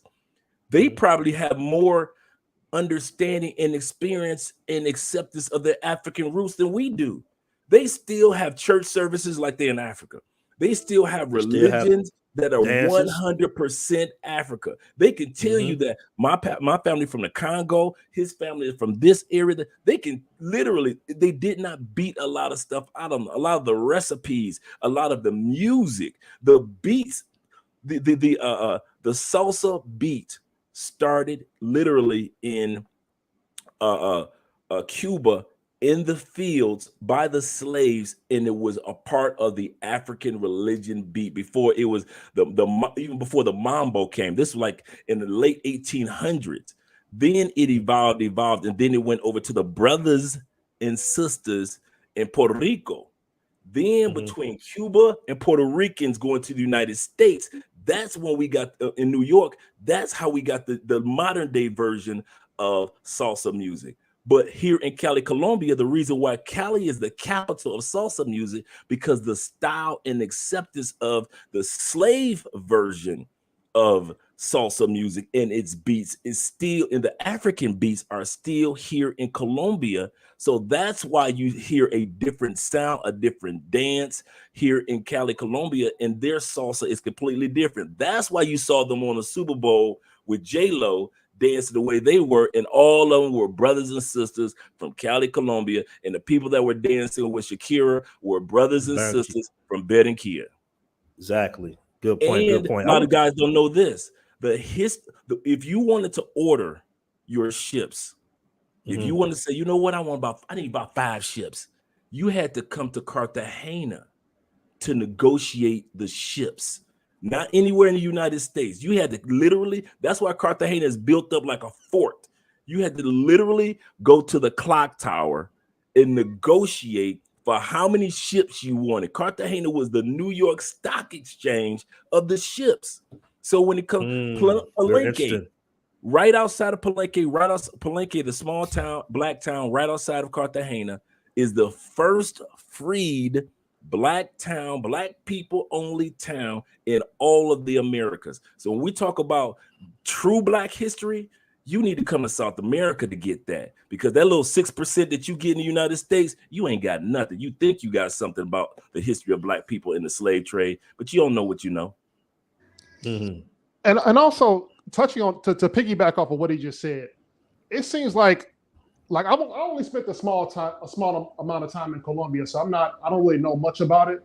But when I go to Brazil, it seems like Brazil has our vibration. You know what I'm saying? I feel more at home in Brazil than I do here in the United States. And when it comes, oh yeah, you know what I'm saying, it just has our vibration. Can y'all agree with that? I can definitely agree. Just by even just the environment of how it looks in Brazil, it feels like home. Even though I'm a Colombian guy, yes, most definitely, I 100% agree.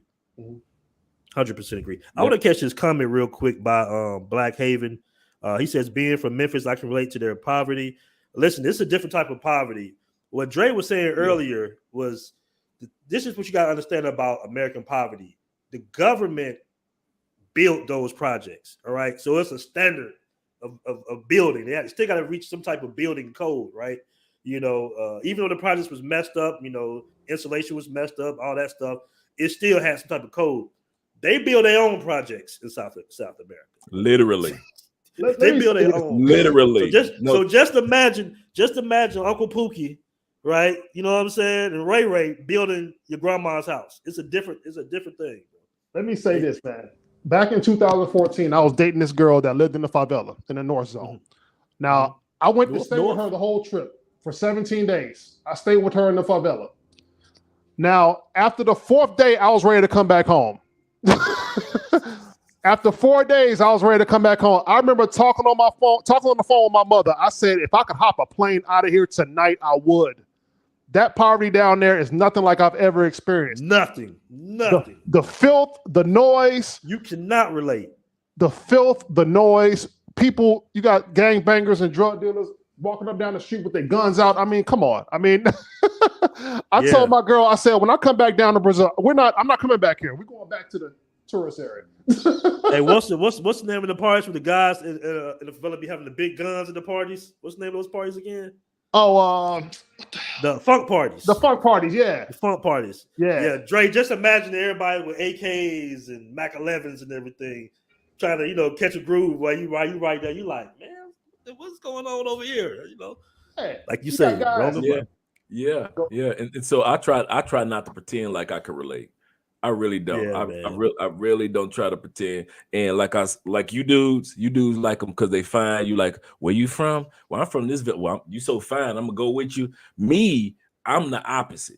You already know I'm married, but even when I was single, my ego is so deserving of better. When I first came to Colombia, the first chick I dated in Cartagena was a sister. She was an attorney and a college professor. Second sister I dated here in Colombia was in Bogota. She was a nurse. Third sister that I dated is when I shot down to in Barranquilla. She was a nurse. In Bogota, I dated the woman that was over the head of the Department of Transportation over the roads. When I was in Medellin, I dated an attorney, and I forgot what else. She also did some other work in the community as well. And so when I got here to Cali, it was no coincidence that I married somebody that's a corporate accountant. So when you dealing with, and my point is that there is sexy and beautiful on all levels here in South America. So when dudes just gravitate to the beautiful bottom feeders, I don't feel sorry for you when the broke chick drug you or the broke chick rob you, or when the broke chick, you hang with them chicks. And keep forgetting you ignore all these beautiful sisters. There's all these come on, let's be real. All these universities down here graduating, all these sisters, all these businesses aren't owned by men throughout Medellin and Cali and Cartagena. Some of these women got to be owning some of these businesses. I got you, Dre. Why do you think that is, though? Hey, I got you, Dre. But hey, for me, I be all up in the favela with them dusty chicks. I ain't gonna front. Yeah, that ain't me. I wasn't like that in the States. I wasn't like that. Aisha, Keisha, Laquanda. I'll be right there with them, dog. I like them. I like them broken, dusty player. No, see, that's what you get. You get that percentage. I play the percentage game. I'm analytical, so I play the percentage game. I got less of percentage of getting robbed and drugged by a female that's a college professor who got time to spend with me too, just like yours got time to spend with you, than sitting up there and I'm trying to convince some broke chick that, hey, you ain't got to drug me. I'm a good dude. Please, I'm about to put myself through that. That's a waste of time. That's a distraction. Only thing a Hey, broke Dre, chick can do Dre, for me hey, Andre, is point me to where the chicks. more power to you, to your corporate lawyer chicks. But for me, I'm in that favela dog. I'm in them barrios, player. No, take it. But that's the beauty of diversity. Of when you have your passport and you are American, you can go into just about any environment that you want to. But as for me, I'm only going to showcase where guys deserve, and that's what I say that. And I'm not taking away and I'm not belittling what a guy's choice is. What I'm saying is, as Black American men, after all the hell that we've been through, and just in my 50 years of life, we deserve the best of the best. And in the United States, you have to pay a lot more to get the best of the best because she want to jump out of a Lamborghini. That same chick that you can get in a barrio, you take her to Miami, all of a sudden she want to jump out of a Lamborghini with them same looks. But how do you feel about this? How do you feel about the people that try to shame guys for that? The people that try to shame, oh, you couldn't get this girl here in the States. That same girl in the States wouldn't even look at you. You know what I'm saying? You going down there, you're able to obtain these girls because you're able to leverage your US dollar. And they try to shame guys for that, for geomaxing. They do. How I feel about it is this: they are thoroughly 100,000% ignored. We don't give a damn what people in the States think about us. We got passports. Did you say geomacking or geomaxing? Geomaxing. Oh, maxing. I thought you said geomacking. I was about to put out a t-shirt. Geomacking. Well, geomacking too. We geomacking too. Geomacking. You gotta do work. All right, let me catch your super chat. Let me catch your super chats real quick. I'm behind the super chat. Shout out to Mailman Mo with the $5 super chat. He says, every group is racist to me. Dr. Claude says us Blacks are not racist enough. All right, appreciate that. Mailman Mo with the $5 super chat. Let me see if I got some other ones. Give me 1 second, family. Here we go. Where you at? Blue collar brother with the $5 super chat. I really appreciate that. He says, you mean pay for play is not a legitimate donation? No, that's for you, Andre. No, it's not a tax deductible unless she's in a brothel or maybe certain strip clubs, but unless she's in a brothel, because brothels technically are the only legal form of pay for play in Colombia. A lot of guys don't know that, but at the end of the day, if she's in a brothel, she's in a tax deductible or tax paying environment, yeah. But any other is just gifts.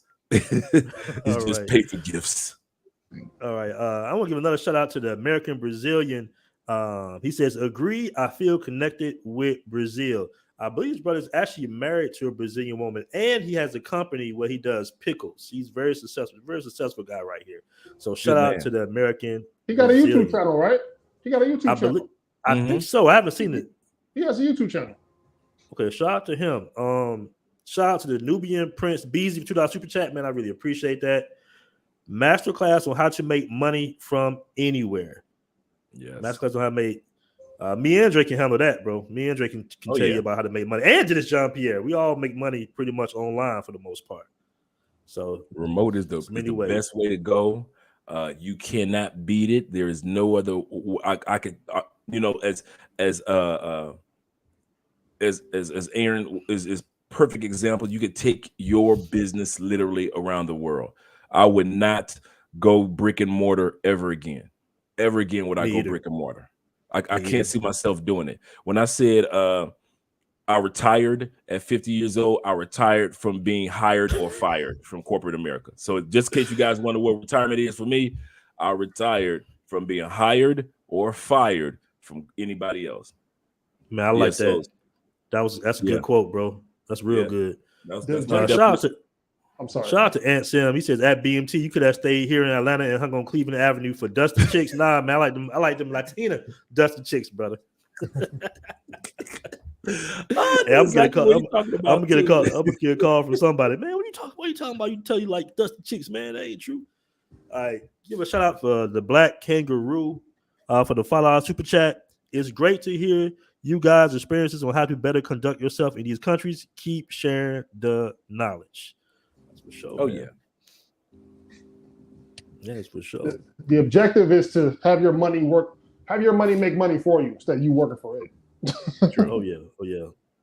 Most definitely, True, man. absolutely. Like Andre Absolutely. said, the brick and mortar days of having to go in 9 to 5 That's over with. That's done. That's done. I'll never go back to that. Never. It's hot, and especially the taxation you get for being a W-2 employee. You're basically paying their taxes for them. A lot of people don't know that, but you're basically paying their taxes for them. You know, Amazon technically doesn't pay taxes; its employees pay taxes. Yep. Right. So it's just a bad recipe, especially in America, man. In America, you have to start some type of business, man. That's just no way around it. If you want to be successful and have your life be your life, you got to figure out a way to either have a business or if you do work, be very passionate about the work, because you're gonna have to work a whole lot to maintain a decent living in America in comparisons to living overseas. And the cost of housing in America is going up. It's astronomical now. Young people can't even go out and get a house. Over there. Mm-hmm. I think they did like a study where they were saying that people are still living with their parents. Like more people will start to live with their parents. You know, yeah.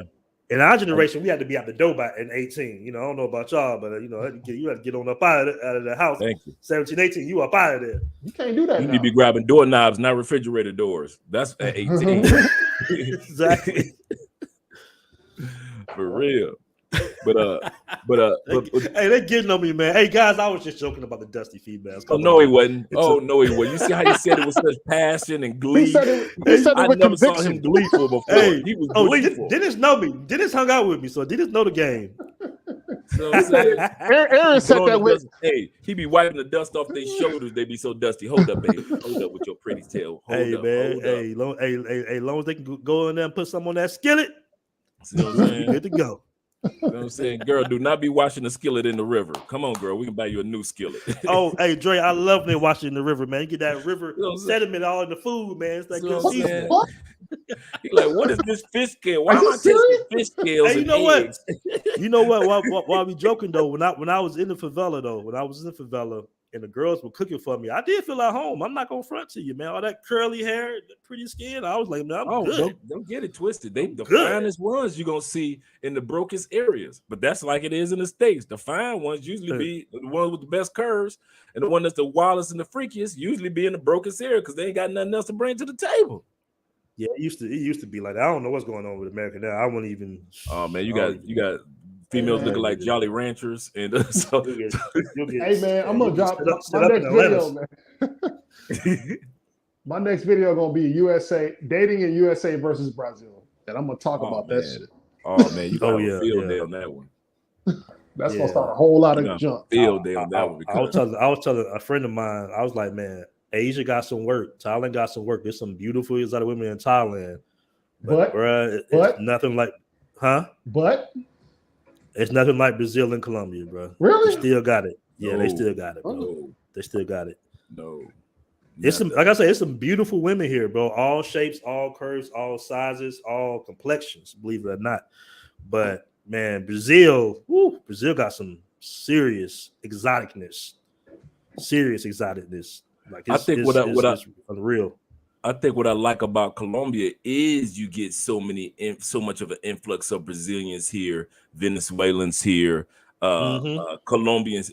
I think whereas Brazil doesn't get the influx of people of Colombians in there or Venezuelans in there as much. You get that melting pot of beautiful South American women in Colombia. So that's why I like when dudes say, man, I was kicking it with this Venezuelan. I met this chick from Brazil. And then he started kicking it with Colombia. That's probably the best part that I like, if I was still single, about how you guys get a chance to experience Colombia. You guys get a chance to I want to taste a little bit of this. I want to taste a little bit of that. Let me taste that. But you're absolutely correct. These women down here, they take flawless to a whole different level. And the beauty of it is, and you guys can attest to this, most of them don't even know it. Don't know it. Because their mama was fine. Their sisters and cousins was fine. So for the most part, until Americans come down and start simping, that's what messes it up. Because these women do not do. I went to a kindergarten graduation with our little niece down here.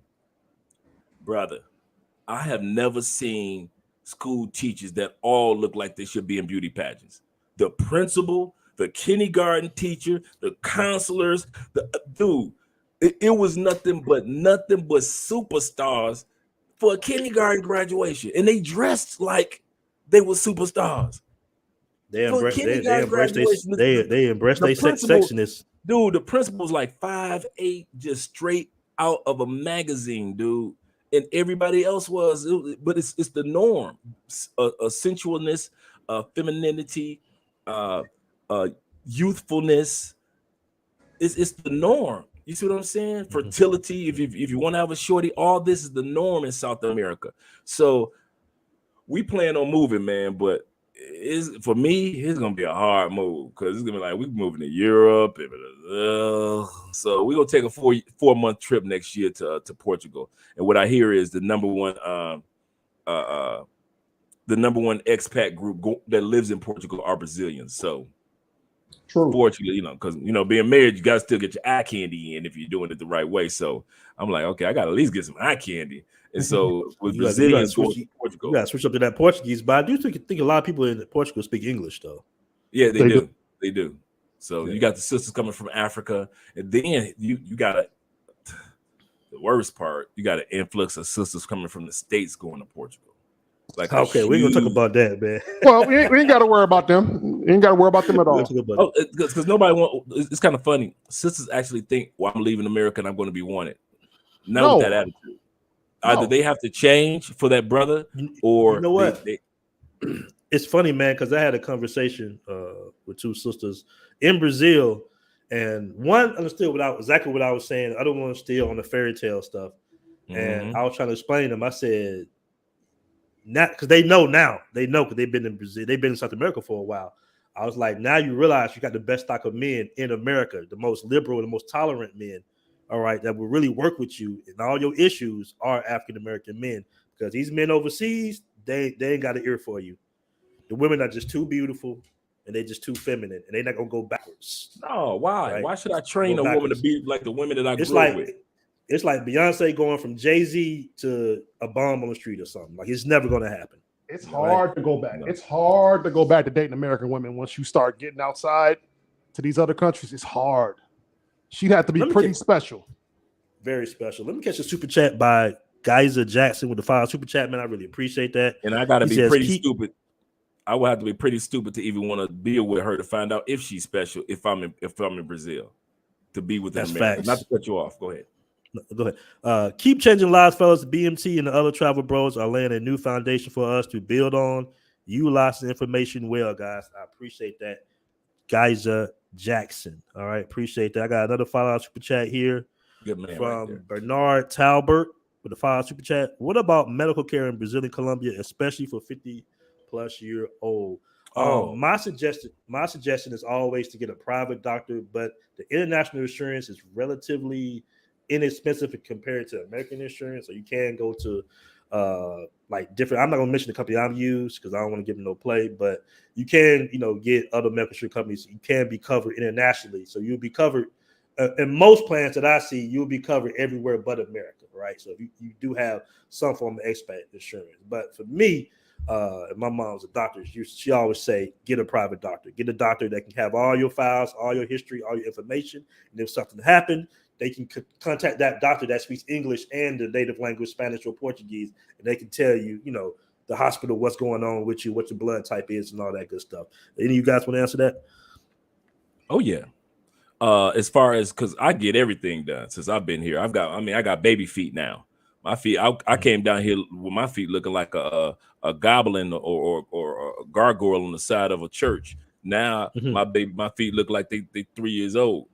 Because of, and I'm just paraphrasing in the sense of that I've taken care of my health, and I do have that thick file right in the other room because I've come down here and gotten because you realize, let's go back.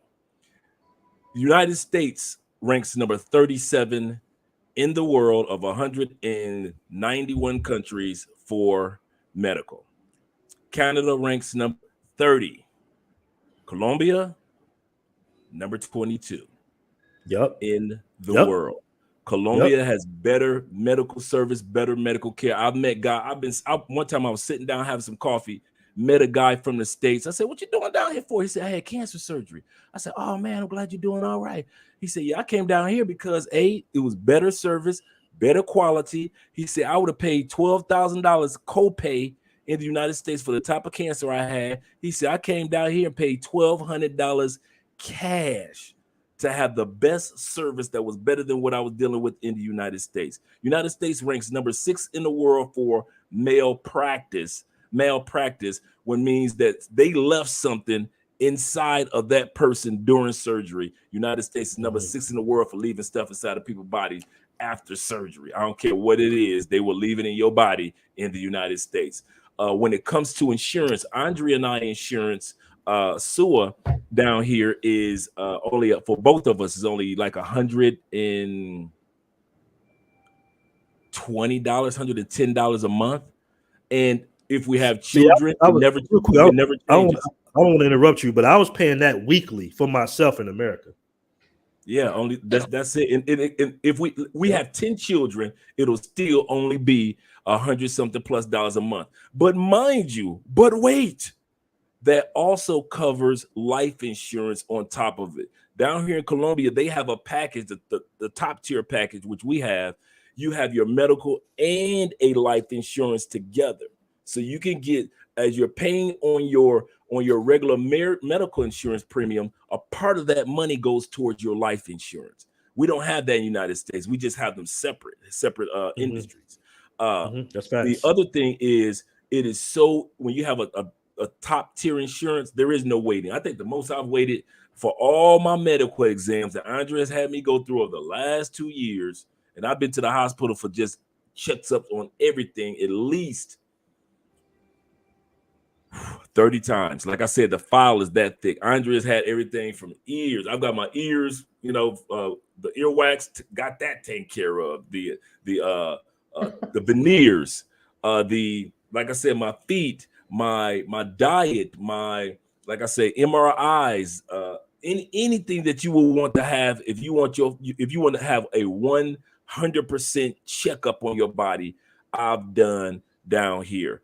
Your blood pressure rate, prostate exams, everything.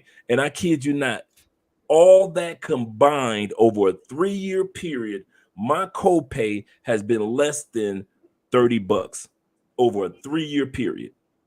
That's of amazing. Going to the doctor over 25 times. I mean, everything, because I had a vasectomy back in the day, so that's another reason why I don't have any kids, where it can be reversed. I already knew that because my boy got his reversed. He got 2 or 3 kids after that. So I went to the doctor to get checked out in regards to that and checking on my health and so forth. Also, for those of you that want to come down and start taking testosterone shots or testosterone pills, get yourself, you over 50, you're trying to get that umph back.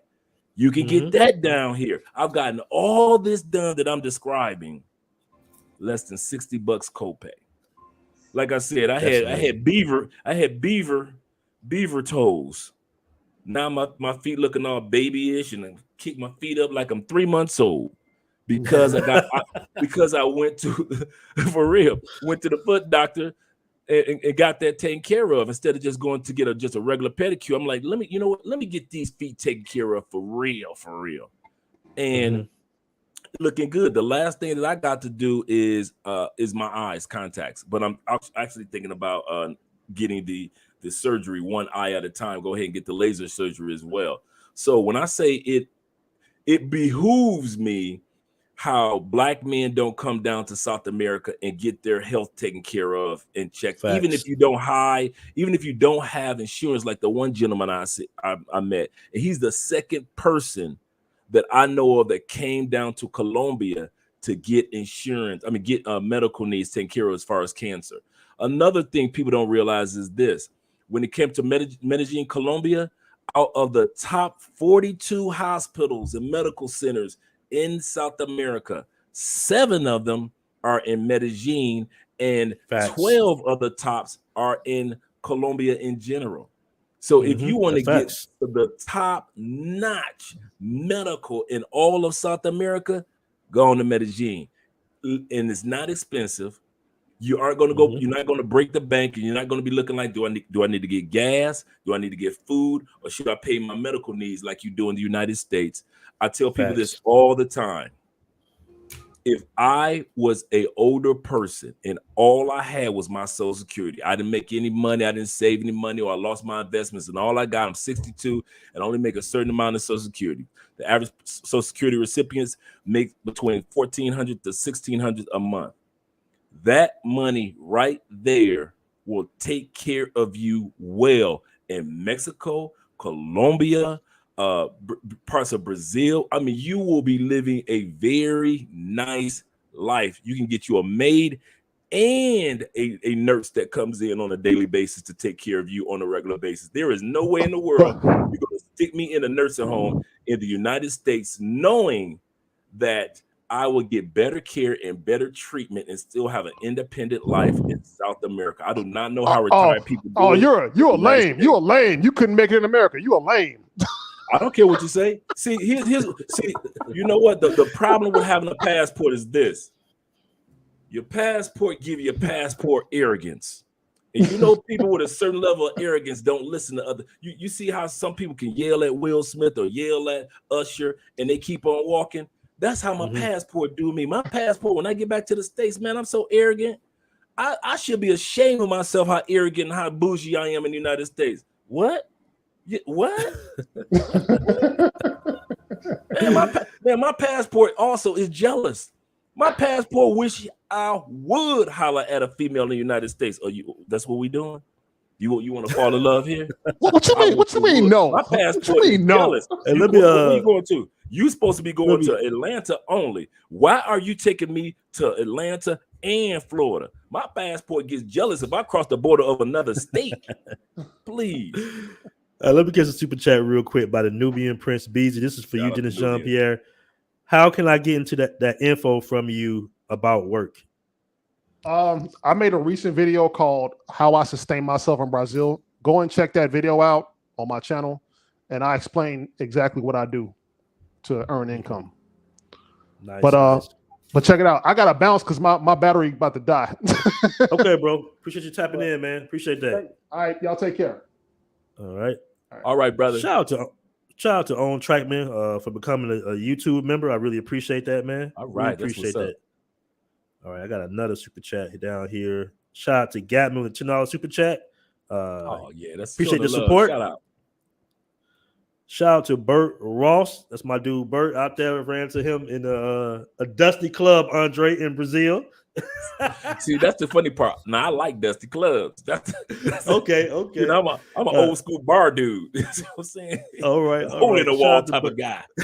Shout out to Bert Ross with the $5 super chat. He says, salute to the channel boss and shout out to everyone on the panel. I will be in Pattaya, Thailand in September. I can't wait. Shout out to you, Bert Ross. I appreciate that $5 super chat. Can't wait till you get out here, man. It's live out here. Shout out to Blue Collar Brother again for the $5 super chat. Really appreciate it. Have you guys ever been to Panama? If so, how the quality of life? Have you been to Panama? I was only there for Panama a couple times, but when you go to a place as a tourist, it's completely different when you go there as you're going to live there for a few months. So I can't lie and say that I know the quality of life because mine was from a tourist perspective, so it wouldn't be fair for me to give a synopsis. But it's nice. It's really nice. Shout out to Low Papa with $1.99 super chat. You paid for this insult, but I appreciate it, man. Good to see y'all old egghead people talking. All right, appreciate that. I'll take my old head, man. Keep it smooth. All right, shout out to Michael Jean Sr. with a $5 super chat with a super sticker. Man, I really appreciate that. I really appreciate shout that. Mike. All right. Bert Ross with the laughing in Baja de Juca. Yep, we was in Baja de Juca. That's right, man. That is right. So, guys, we've been here for a little minute here. I'm gonna go ahead and wrap up on the show. We had a very good topic today. I don't want to make the stream too long because I want everybody to focus on the topic at hand. But we got a lot of good information. I got another super chat rolling in by James G with the $5 super chat. Really appreciate that. What has your experience been with Asian women doing everything to make you happy? I find of all women I have met, they go out their way. Yeah, they do, man. You know, they really. Asian women, they up there, bro. They are up there. They are extremely feminine, and as far as the house is theirs. Like, don't try to wash dishes. Don't even try to get up and get something out the refrigerator. Basically, they really take it in. Okay, I see. I don't think people want us to The get super off, chat man. attack. The super chat attack. You know that was coming. The super chat attack. Shout out to my dude Dylan on music. He was out there in Brazil with me too. He actually brought me some black seed oil pills, which I really needed. No, was it black seed oil?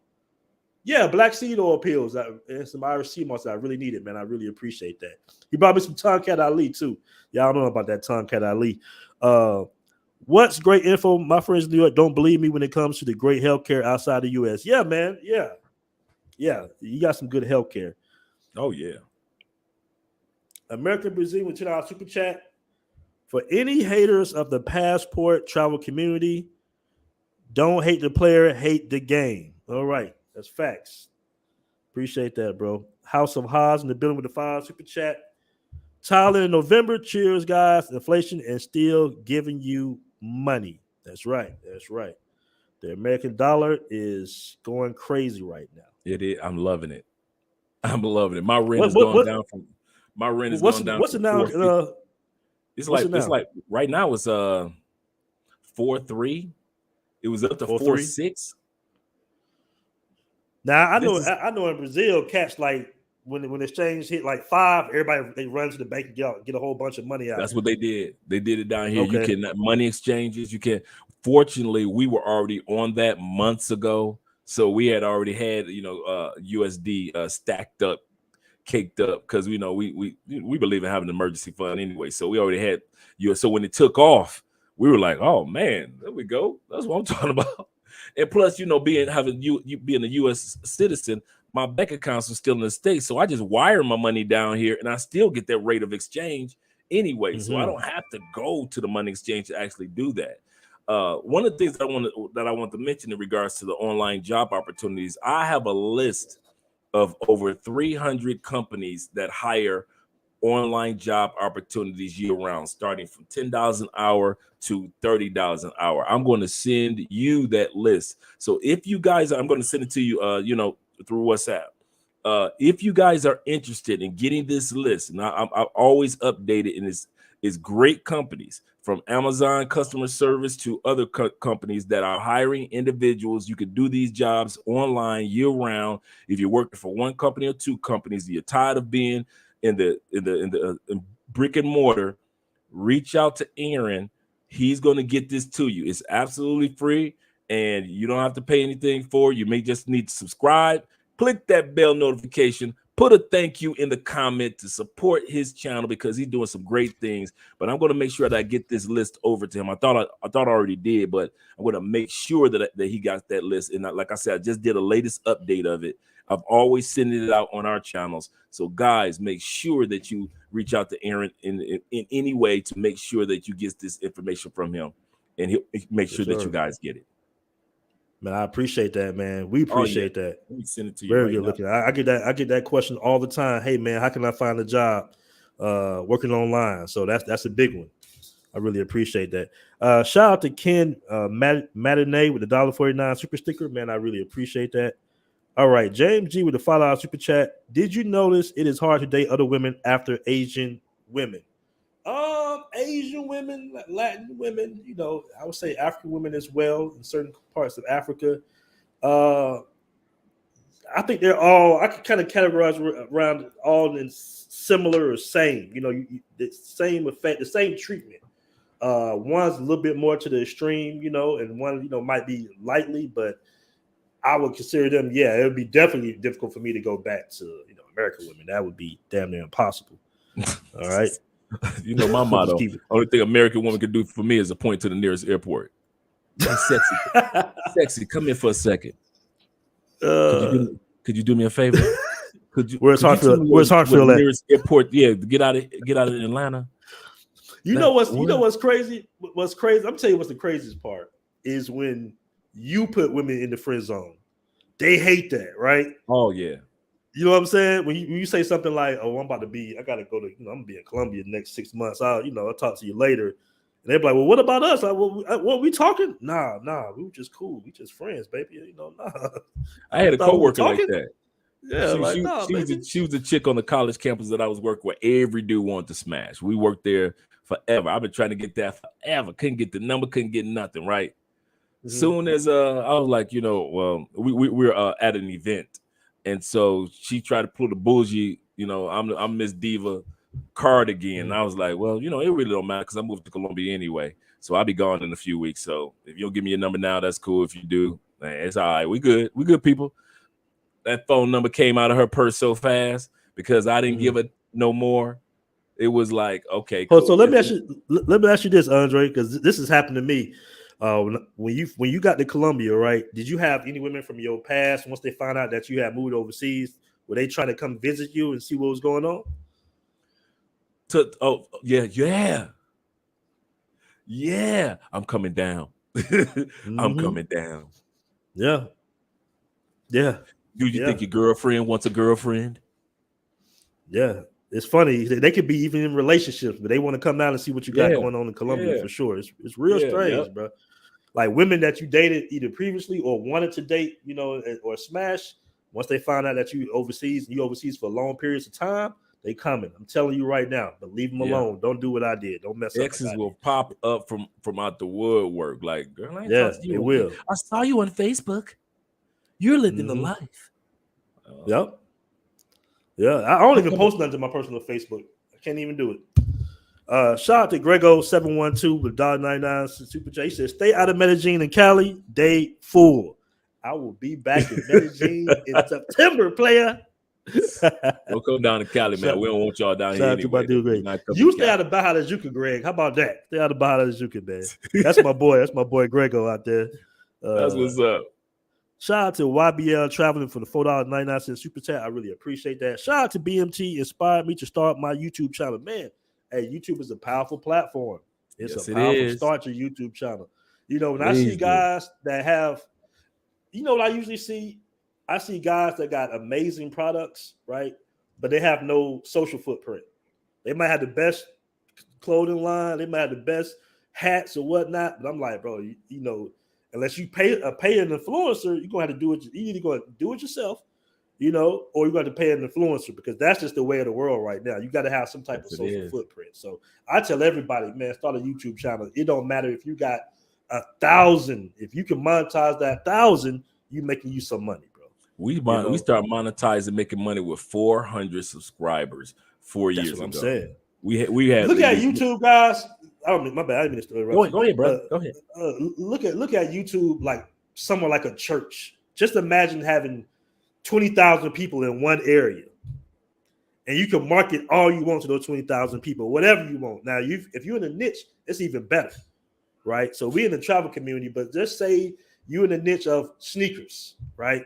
And you got 5,000 followers, but you might have your own sneaker, or you might adjust Nikes or whatever a niche is. That's who you can sell to, right? You have more chance of selling to that community than just trying to pay somebody for some ads. That's my opinion.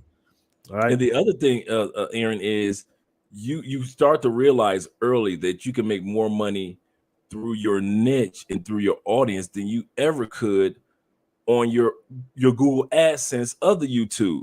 That Google AdSense is almost like a little bonus. Okay, I got that extra 1,000, 2,000, 5,000 on there, but you make so much money off of the other stuff that you do for your audience, the memberships, the consultations, the t-shirts, the book sales, the course sales. I know channels that have small following, but they average $200,000-$400,000 a year in affiliate marketing. Just say, hey, I got a router right here that I take to every country I go to. I go anywhere. I got automatic Wi-Fi. Click the link below. Oh yeah, man. This works like gold, bro. I need that everywhere I go. I really need that in Brazil, but yeah. Man, everywhere we go, all we do is at the airport get a SIM card, put it in here. Andre, and it connects to over 20 different. It's the Netgear. Netgear. Okay. Yeah, and it connects to over 20 different electronic devices. So I just put this in my backpack. Boom. And in South America, boom, backpack in the front, and Facts. And Andrea's phone set up to the Wi-Fi, my phone set up to the Wi-Fi. If I got the computer, our computers are set up to the Wi-Fi, no problem. And everywhere we go, we could be in the jungle somewhere, or like in a finca in the country regions, or we can be in the city. And all we do is just add money to the SIM card. We did it when we were in DR. We didn't have to worry about, oh, do we need Wi-Fi for this? You need a SIM card. I need a SIM card. We just put one SIM card in here, went to Claro at the airport, put a SIM card in here. They gave us 2 weeks worth of Wi-Fi. And then we went back to Claro because we stayed there a month and got 2 more weeks worth of Wi-Fi. Bada bing, bada boom. Claro had like the best network in South America too. Right. And we kept it pushing. I didn't miss an episode of the show. I didn't stop recording. We didn't stop doing live streams. We continued on doing what we were doing because we had a router. And just talking about this router in the last few minutes, and all you have to do is say, now, do me a favor, guys. Click the link below if you're interested in getting this type of router for when you travel. Boom, boom, boom. Now you're making money off the affiliate marketing of the product. So when Aaron says, dude, y'all need to start a YouTube channel, especially all you dudes that travel and you got tips, information. Do you know how much people will pay you? Me and Aaron talk about this all the time. We just me alone on our channel. We average in consultations about $3,000 to $4,000 a month just in consultations.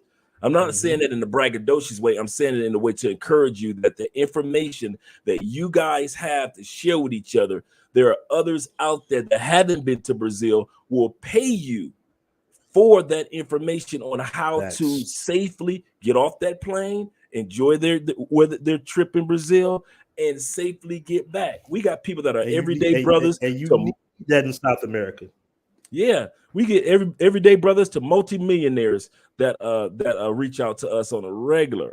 I average about, and it's getting so many consultations. Dude, right now I'm averaging about 5 to 10 consultations a week now. It's getting up. I mean, it's my book stayed packed, but I'm not saying it in like I say, I'm not saying it in the braggadocious way. I'm saying it in a way to encourage you guys that is just one avenue. We didn't talk about book sales yet.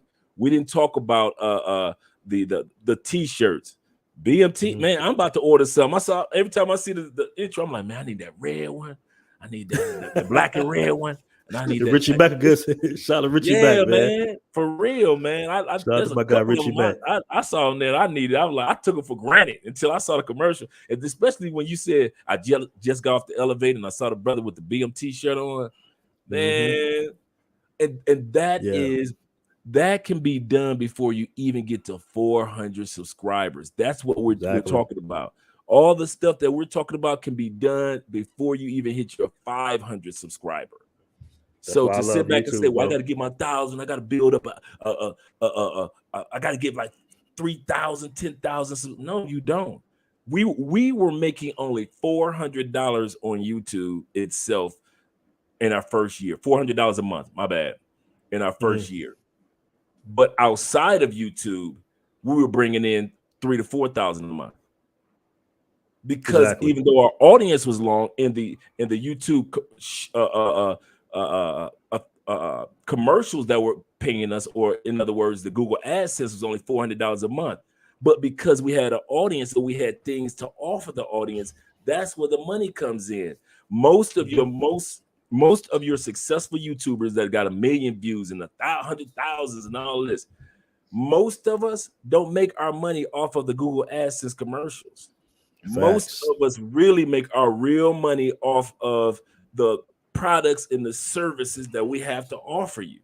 That's where all the real money comes in. So if you're scared to make a YouTube channel and you're sitting back, you're just waiting for the Google AdSense to save your life, don't.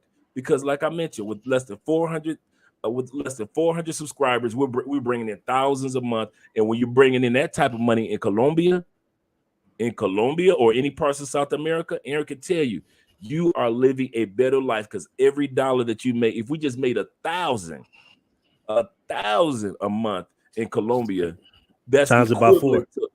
That's equivalent to $4,200, $300, $600 in buying power. Facts. You know, when I hear people, I met this white guy in Colombia in the office.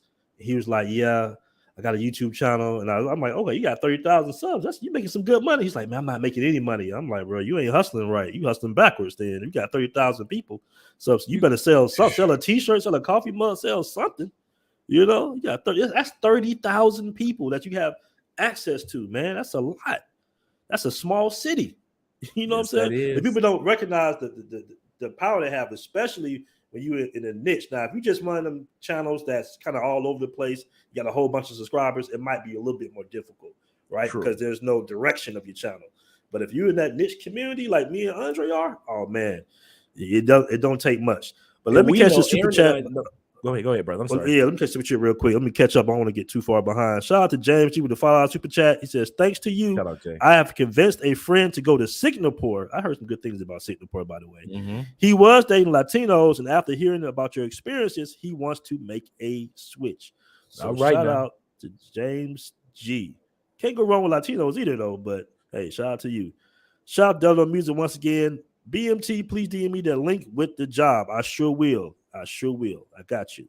And I just sent you the if you look at your WhatsApp, I sent you that list of 300. Okay, I'll forward that to you. Forward that to my guy. Shout out to House of Hall with $2 super chat. I told women about my travel. The hate was strong. Man, I got so many stories about that, bro. Man, I remember when I got the domain for my website, Black Men Travels. Even the lady at GoDaddy was talking ish. She was just like, Black Men Travels. You sure you want to name your website that? I'm like, yeah. She was like, oh, I didn't know Black Men Travel. I said, really? Well, you will now.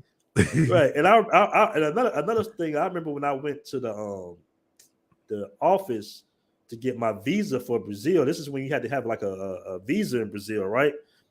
And it was a sister in there, and she was just like, "Oh, you going to Brazil? I see." She was in the little passport, the expediting office, right? She's like, "Oh, I see you going to Brazil." I'm like, "Yeah." She was like, "Oh, who you going with?" I'm like, "Just going by myself." She was like, "Oh, you're not going with a lady or your wife or anything?" I'm like, "Nah, I'm just going solo." She was like, "Interesting. So you just going out there just to mess with the women, huh?" And I'm just like, "This is very unprofessional." You know, I'm like, "You just give me my." You know, you all up in my business. Can you just give me my stuff so I can roll? But yeah, you know, they feel a certain way when they see guys leaving. They feel a certain way, man. All right, James G with the $5 super chat. Can you put the link in the video for the jobs? I do not use social media due to my job. I love share. It's not a link. It's a list, right? It's a list. Yeah, it's a list. It's a PDF. So when he sends you that PDF, whether it be by email, if you're part of his WhatsApp group or whatever it may be. I'm gonna put it in the members only section. That's what I'm gonna do. I'm gonna put it in the members only. There you go. Yeah, I'll put it in the members only. I'll put it as a post PDF. All right. Shout out to I don't want to miss one. Shout out to Delta Music once again with $2 super chat, man. I appreciate you. Gear Nighthawk. Is that what it's called? That's it. That's what it's called. Okay. The M1 Netgear Nighthawk. Absolutely. All right. Okay. I think that's it. I think we covered all the super chats. They think you was married and was going to go cheat. It don't matter though. Like it doesn't matter what it was. You know, it was unprofessional for her to come at me that way, but it's all good. That's true. You know, that's true. But they were salty. They were like that with me and my coworkers. I would come back to work to be like, oh, so you like Latinas? I see. I'm like, you do know they got black women in South America as well that are Latin as well, not just the European version of Latin. And it didn't matter. It was, I'm going to South America and I'm abandoning the sisterhood. And yeah. I'm like, God, I didn't care. Shout out to Travis Tolliver. He says, how can we become members? Aaron, I want to support. You can just go to the member section in the community tab. It should be a member section where you can join the membership. All right. Shout out to Parzival. That's a hell of a name, but I appreciate you becoming a member, man. Appreciate that. Excuse me. Appreciate that. Shout out to Bernard Talbert. Great live episode, man. We really appreciate you. And we really appreciate Andre for coming on, touching up on the subject, man. We always have a good show when he comes on. I'm going to go ahead and wrap it on up. Andre, you want any last words? No. I knew it was wrap up time. And just remember that at the end of the day, the choice is up to you where you want to go, how you're going to do it, live your life, realize that back to the subject at hand, that your racial issues is not necessarily everybody else's racial issues. So don't take your hangups with your passport, because your experience is 50 years ahead of theirs. It is not fair as Black American men to try to pretend that they can relate to you and your experience, and you can relate to them, and you're at a 50-year head start in the race. Allow other cultures to go through their evolution just like we went through ours. Very good point, man. Very solid point. When I first started traveling, I was always looking for it. Not so much in the DR.